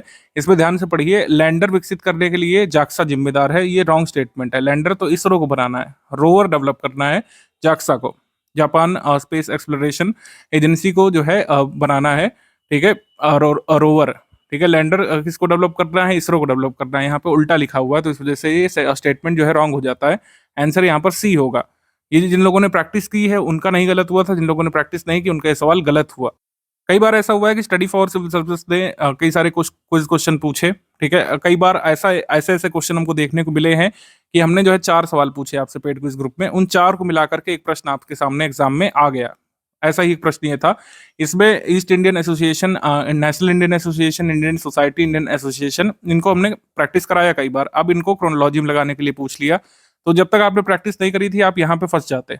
आपको इंडिविजुअली पूछा जाता तो हो सकता है आप ऑप्शन सेलिब्रेट कर लेते, लेकिन जब इस तरीके का प्रश्न आता है तो प्रैक्टिस का बहुत महत्व बढ़ जाता है।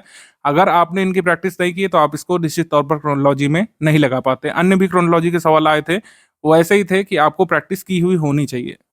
कुछ प्रश्न तो ऐसे होते हैं जिसमें मेरा मानना है कि बिना अभ्यास के आप नहीं कर सकते थे, कितनी भी पढ़ाई आपने की हो, कितना भी डेप्थ में उस टॉपिक को पढ़ा हो, जब तक आपने वैसे प्रश्नों का अभ्यास ना किया हो तब तक आप नहीं कर सकते थे। उनमें से एक प्रश्न ये आया था 2024 वाले प्रीलिम्स में, सतत विकास की अवधारणा को ब्रिटलैंड रिपोर्ट द्वारा लोकप्रिय बनाया गया था। ये कथन जो है सही है। सेकंड यहाँ पे कहा गया है कि ब्रिटलैंड रिपोर्ट को विकास की सीमाओं या फिर लिमिट टू ग्रोथ के रूप में जाना जाता है। अब यहाँ पर 2 चीजें हैं, या तो आपको बताओ कि ब्रिटलैंड रिपोर्ट द्वारा सतत विकास को जब बताया गया था तो किस रिपोर्ट बताया गया था, वो रिपोर्ट का नाम आर कॉमन फ्यूचर था, आर कॉमन फ्यूचर था।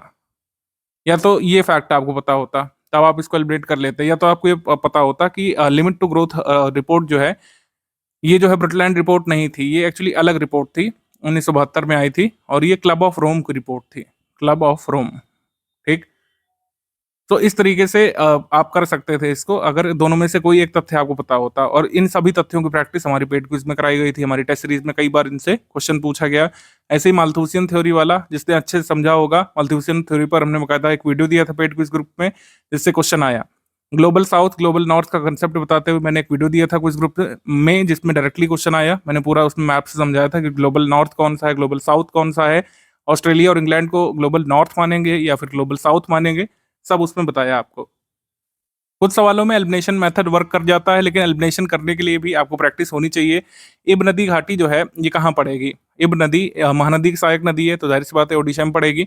अगर इतना भी यहाँ पर कंसेप्ट आपका क्लियर हो गया होता तो आप इसमें एलिमिनेट कर ले जाते। ठीक, हमारा आंसर क्या हो जाएगा इसमें? हमारा आंसर इसमें हो जाएगा सी। बाकी सारे एलिमिनेट हो गए होते अगर आपको पता होता कि इब नदी घाटी जो है ये आपको ओडिशा में देखने को मिलेगी।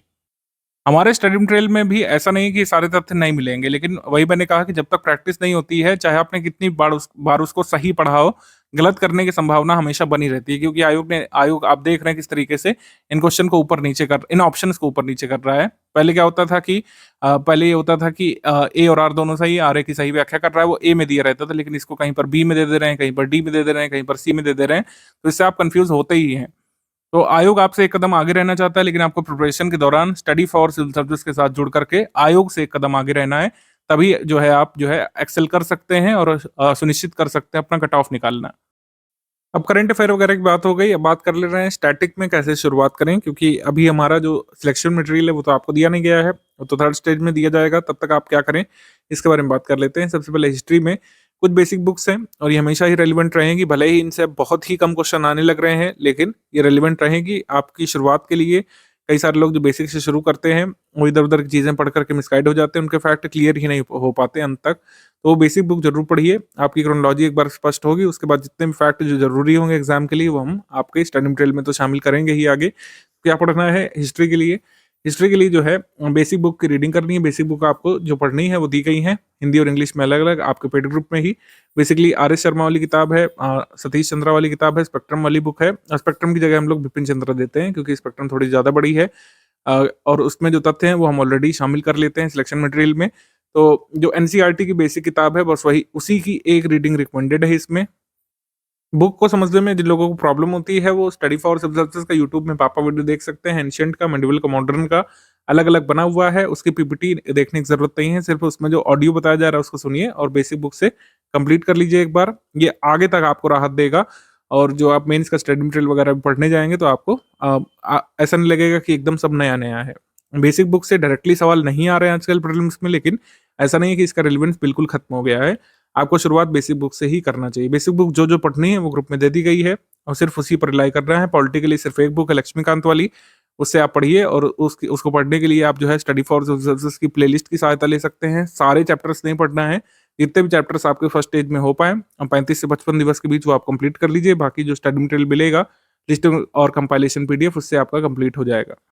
ज्योग्राफी के लिए एनसीईआरटी का महत्व अभी भी है, कई सारे क्वेश्चन अभी भी आते हैं, ठीक है, और डायरेक्टली नहीं भी आते हैं तब भी आपको बेसिक कंसेप्ट एनसीईआरटी से ही मजबूत करने होते हैं ज्योग्राफी के, जिससे आगे जो फैक्ट होंगे वर्ल्ड ज्योग्राफी वगैरह के या फिर फिजिकल ज्योग्राफी के, ह्यूमन ज्योग्राफी के, तभी क्लियर हो पाएंगे जब आपने बेसिक पढ़ा हो।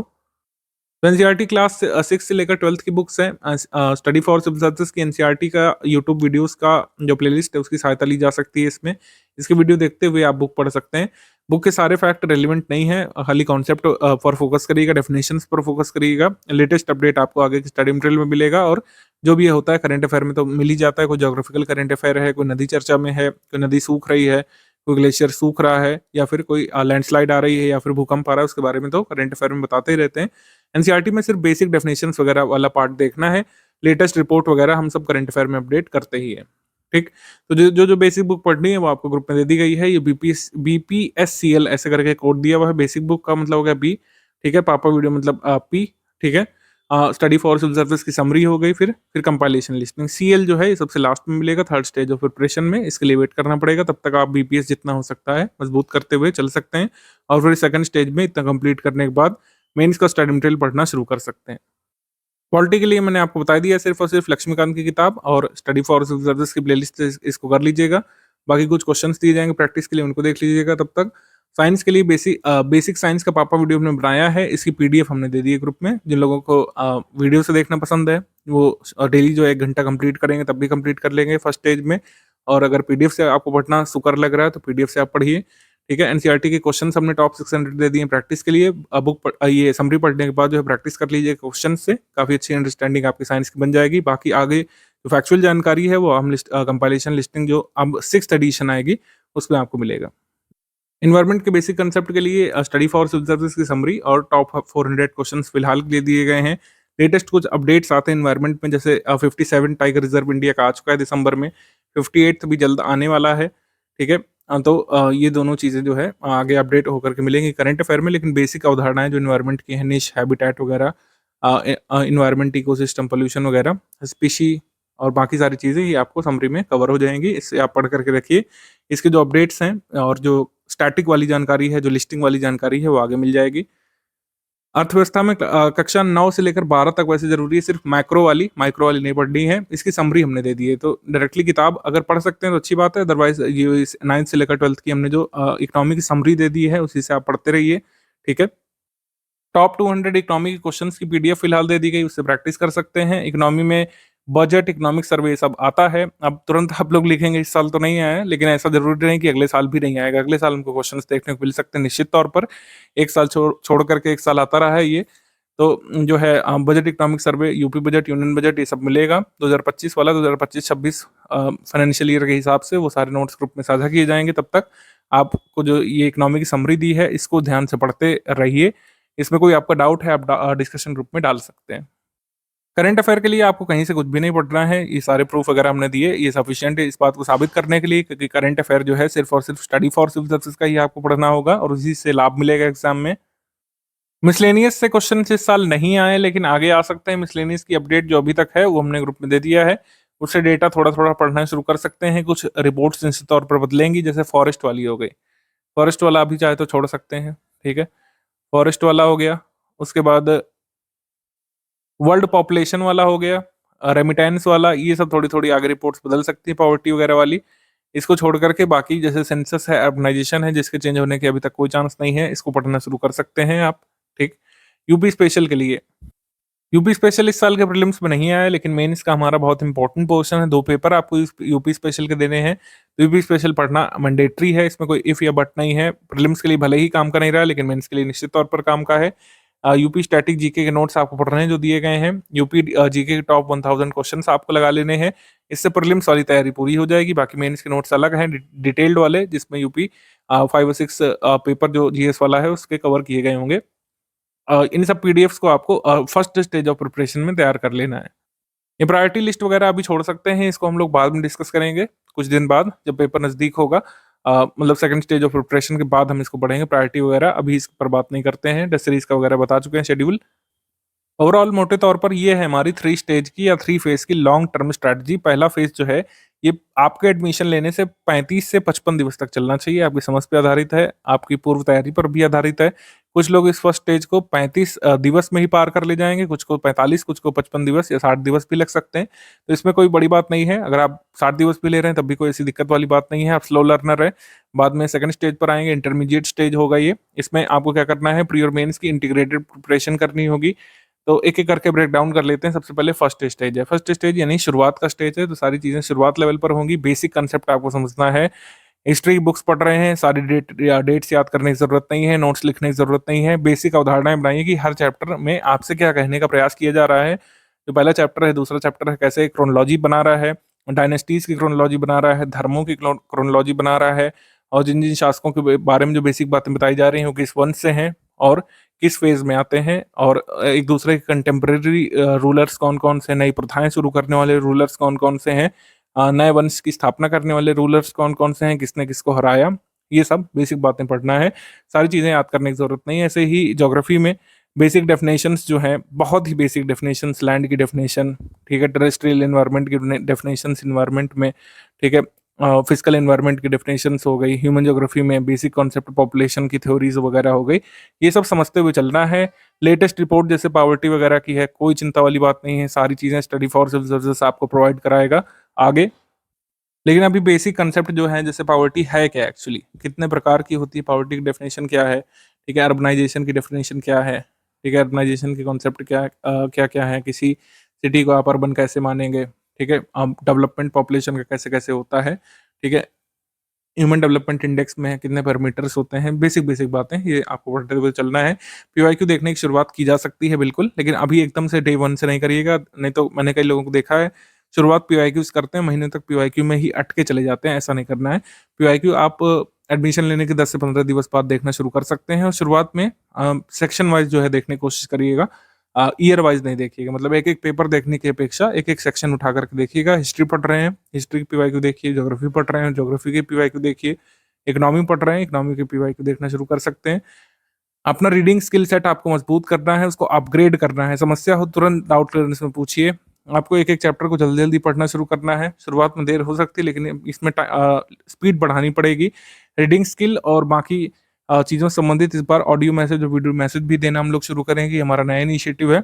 बेसिक बुक वाले फेज में कैसे पढ़ना है, कैसे रिटेन करना है, कैसे नोट्स लिए जा सकते हैं, इसके वीडियो भी आपको लगातार मिलते रहेंगे आपके पेड ग्रुप में।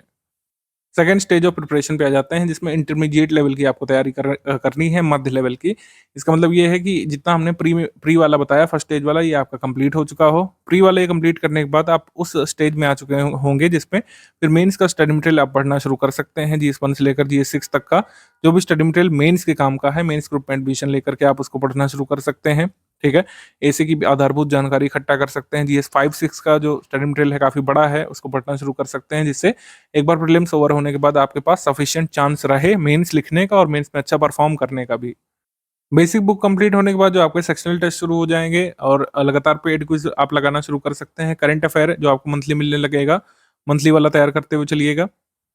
सेकंड स्टेज ऑफ प्रिपरेशन जो है, सबसे लंबा जो टाइम गैप है वो इसी में मिलेगा, शुरू के 35 से 55 दिवस के बाद, और एग्जाम से करीब जो है 80 से 90 दिवस के पहले का जो फेज है, यानी अभी एडमिशन लेने से 50-55 दिवस के बाद का जो फेज है, एग्जाम से जस्ट 3 महीने पहले का, उसमें इंटरमीडिएट स्टेज है। तो ये काफी लंबा आपका फेज चलेगा, 4-5 महीने का। तो 4-5 महीने का गैप इतना सफिशिएंट है कि मेंस का पूरा स्टडी मटेरियल पढ़ा जा सकता है थॉरली, और पूरी अवधारणाएं मजबूत की जा सकती है, हिंदी और एसे तक की, ठीक है। हिंदी, एसे और GS1 से लेकर 6 तक का पूरा स्टडी मटेरियल आप पढ़ सकते हैं हमारे मेंस वाले ग्रुप में एडमिशन लेकर के। और जिन लोगों को लगता है कि वो पढ़ चुके हैं तब भी आपके पास टाइम बच रहा है, तो आप आंसर राइटिंग का भी कोर्स ले सकते हैं 1-2 महीने का, तो आंसर राइटिंग भी अपनी मजबूत कर सकते हैं।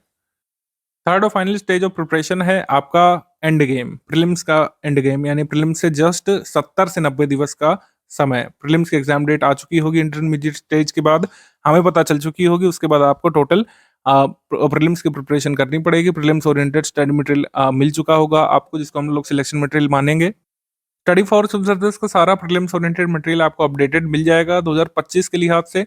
पेड क्विज लगातार चल रही होगी, पेड क्विज में नंबर ऑफ क्वेश्चंस बढ़ा दिए गए होंगे, कंसेप्चुअल टफ क्वेश्चंस तब तक हम पूछ रहे होंगे आपसे। टेस्ट सीरीज आपको फुल लेंथ वाली मिलनी शुरू हो जाएगी।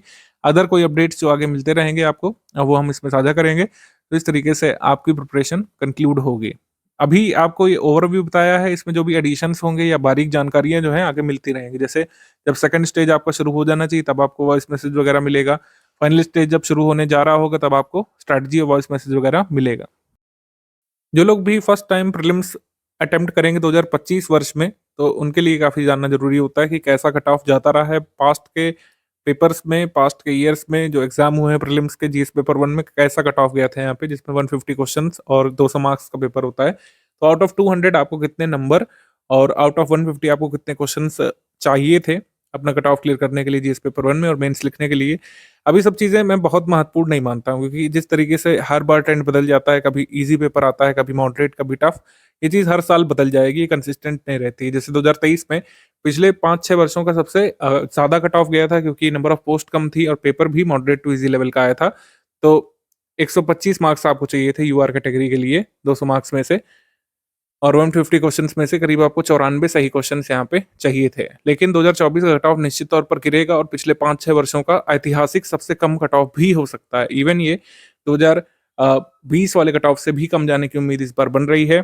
सो ये वेरी करता है, तो पेपर कैसा आया होगा जिस दिन आप अटेम्प्ट करेंगे उस पर डिपेंड करेगा कि कट ऑफ कितना होना चाहिए। कट ऑफ टारगेट कितना करना है, हमेशा ही जो है आपको 65 प्लस जो है टारगेट करना होगा। 65 प्लस परसेंटेज की अगर हम बात कर रहे हैं, यानी कि आपको कम से कम जो है 95-100 क्वेश्चन का टारगेट पढ़ते समय लेकर के चलना है। स्टडी फॉर सिविल सर्विस की टेस्ट सीरीज में आपको करीब 95-100 क्वेश्चन सही करने का टारगेट रखना है, यानी करीब जो है 2/3 पेपर को आपको डिस्ट्रॉय करने का टारगेट रखना है कि 100 क्वेश्चन हमारे हर हाल में सही निकले। प्रिपरेशन के दौरान आपका ये टारगेट रहेगा, बाकी कई सारी चीज़ें हम आगे आपको अपडेट करते रहेंगे। आगे कुछ पेपर्स होंगे आरओ वगैरह के, हो सकता है सेकंड स्टेज ऑफ प्रिपरेशन तक जब आप पहुंचे तब तक हमको कट ऑफ देखने को मिल जाए। 2024 का भी कैसा रहता है कट ऑफ, बहुत ही कम रहता है, तो उसके हिसाब से आगे आपको टारगेट बताया जाएगा। अभी पढ़ाई के समय आपको 95-100 क्वेश्चन सही करने का टारगेट रखना चाहिए। अभी फर्स्ट स्टेज ऑफ प्रिपरेशन में मायने नहीं रखता है कि किस सब्जेक्ट से कितने सवाल आते हैं, सारे सब्जेक्ट आपके लिए महत्वपूर्ण है, लेकिन जानकारी के लिए आपको बता दिया जाए, हिस्ट्री से इस साल 24 सवाल आए थे और 2023 में भी 26 सवाल मतलब इस बार भी 26 सवाल आए थे 2024 में, और पिछले साल भी 26 प्रश्न आए थे, 2022 में भी 24 प्रश्न आए थे। हिस्ट्री बहुत इंपॉर्टेंट पोर्शन होता है प्रीलिम्स का, मेंस में जबकि इसका वेटेज थोड़ा कम हो जाता है। जी, इस पेपर 1 में इंडियन इकोनॉमी से 15 प्रश्न इस बार आए थे, पिछली बार 11, उससे पिछली बार 4 ही आए थे, तो इंडियन इकोनॉमी अब बढ़ रहा है वेटेज धीरे-धीरे। 15 प्रश्न इसमें हो गए हैं। जनरल साइंस के 24 प्रश्न इस बार आए थे। इंडियन पॉलिटी के 22 प्रश्न आए थे। इंडियन ज्योग्राफी के 23 प्रश्न इस बार आए थे।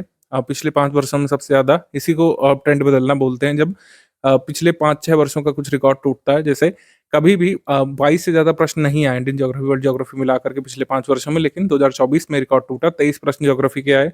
एनवायरमेंट इकोलॉजी से 6 प्रश्न आए। UP GK, UP current affair से सिर्फ 1 ही प्रश्न आया, पिछली बार 5, 6, 8 तो होते ही थे। और करंट अफेयर से 30 सवाल इस बार आए, मिसलेनियस से मात्र 3 सवाल आए। तो जो भी सवाल कम हुए, जैसे मिसलेनियस के सवाल कहाँ शिफ्ट किए गए, ज्योग्राफी हिस्ट्री में, और UP current affair, UP GK के सवाल कहाँ पर शिफ्ट किए गए, पॉलिटी और जनरल साइंस में। इस तरीके से ये ट्रेंड बदलता रहता है। आर्ट कल्चर से इस साल कोर कोई क्वेश्चन नहीं आया। तो इस तरीके से स्ट्रैटेजी के अंतिम हिस्से पर हैं हम लोग। स्ट्रैटेजी बनाना काफ़ी आसान होता है, एक दिन में बैठ करके हमारी टीम स्ट्रैटेजी ड्राफ्ट कर देती है, और लेकिन स्टडी मटेरियल बनाने में सबसे ज़्यादा समय लगता है, और उसको पूरा एग्जीक्यूट करने में, सारे टेस्ट सीरीज तैयार करने में, पेड क्विज कराने में, लेटेस्ट ट्रेंड और पैटर्न के हिसाब से अपना मटेरियल अपडेट करने में। तो ये फ़र्क होता है, स्ट्रैटेजी चॉक आउट करने में और उसको पूरा एग्जीक्यूट करने में बहुत अंतर होता है। यही बात स्टूडेंट के लिए भी लागू होती है। स्ट्रैटेजी वीडियो देखना सुनना एक बात है, और डे 1 से लेकर एग्जाम के दिन तक उसको एग्जीक्यूट करना एक बात है। तो दोनों बातों में जो अंतर है, उसका किस चीज़ का अंतर पड़ता है, डेडिकेशन का, हार्डवर्क का और कंसिस्टेंसी का। आपको कंसिस्टेंट रहने की ज़रूरत पड़ेगी पूरी प्रिपरेशन के दौरान। Basic level, intermediate level, advance level, तीनों में ही स्टूडेंट की मेहनत महत्वपूर्ण रहेगी। कितना आप सीरियस हैं इस चीज़ को लेकर के, यूपीपीएससी को लेकर के, अधिकारी बनने को लेकर के, और अपनी प्रिपरेशन को लेकर, अपनी कंसिस्टेंसी और डिसिप्लिन को लेकर कितना सीरियस हैं, ये बात मैटर करेगी। और जो लोग इन सारी चीज़ों का समावेश लेकर के चलते हैं, वो अपने आप को एग्जाम के दिन हारा हुआ या फिर जो कह सकते हैं डिसअपॉइंटेड महसूस नहीं करते हैं। स्ट्रैटेजी वीडियो यहाँ से हम लोग खत्म करते हैं। वीडियो नंबर 2 देख लीजिएगा, पेड ग्रुप में स्टडी मटेरियल कैसे देखने वाला वीडियो, पीडीएफ कैसे डाउनलोड कर सकते हैं, कैसे आप प्रिंट कर सकते हैं, ठीक है, कैसे अपने डिवाइस पे रह सकते हैं, बेसिक बातें उसको बता दी जाएंगी। और बेसिक स्ट्रैटेजी क्या होनी चाहिए हमने बता दिया है। अब आप प्रिपरेशन अपनी शुरू कर सकते हैं। अगर आपने लेट एडमिशन भी लिया 2025 का फर्स्ट वीक में या फिर सेकंड वीक में एडमिशन लिया है, ये ग्रुप बिल्कुल आप उसी दिन से वैसे ही चालू कर लीजिएगा, कोई इसमें दिक्कत वाली बात नहीं है। अब आप कोई भी लेट नहीं हुए हैं, आगे भी जो ग्रुप शुरू होंगे उसी हिसाब से मैं स्ट्रैटेजी बताऊंगा। जब एकदम सेकंड स्टेज हमारा पार हो जाएगा, एग्जाम की डेट आ जाएगी, तभी हमारी स्ट्रैटेजी बदलेगी। अदरवाइज इसी स्ट्रैटेजी के हिसाब से आपको आगे बढ़ना है। 2025 के लिए आप स्टडी फॉर सिविल सर्विस के पेड ग्रुप में आकर के पूरी तरीके से इस तरीके से तैयारी कर सकते हैं। जो हमने सारी चीजें बताई, इसको फॉलो करते हुए, हमारे रिसोर्सेज को फॉलो करते हुए आप सिलेक्शन के नजदीक डेली पहुंचते जाएंगे। डेली आप सिलेक्शन के नजदीक पहुंचेंगे।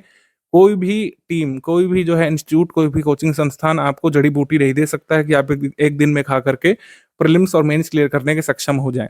आपको एक स्ट्रैटेजी दी जाएगी, आपको स्टडी मटेरियल रेगुलर बेसिस पर मिलेगा, आपको कंसिस्टेंट रहना है, रेगुलर बेसिस पर जो चीज़ें दी जाएंगी उसको तैयार करते जाना है, और आप धीरे धीरे शनाय शनाय जो है अपने लक्ष्य के नज़दीक पहुंचते जाते हैं। अब कोई भी आपका डाउट है, आप डिस्कशन ग्रुप में उसमें रख सकते हैं।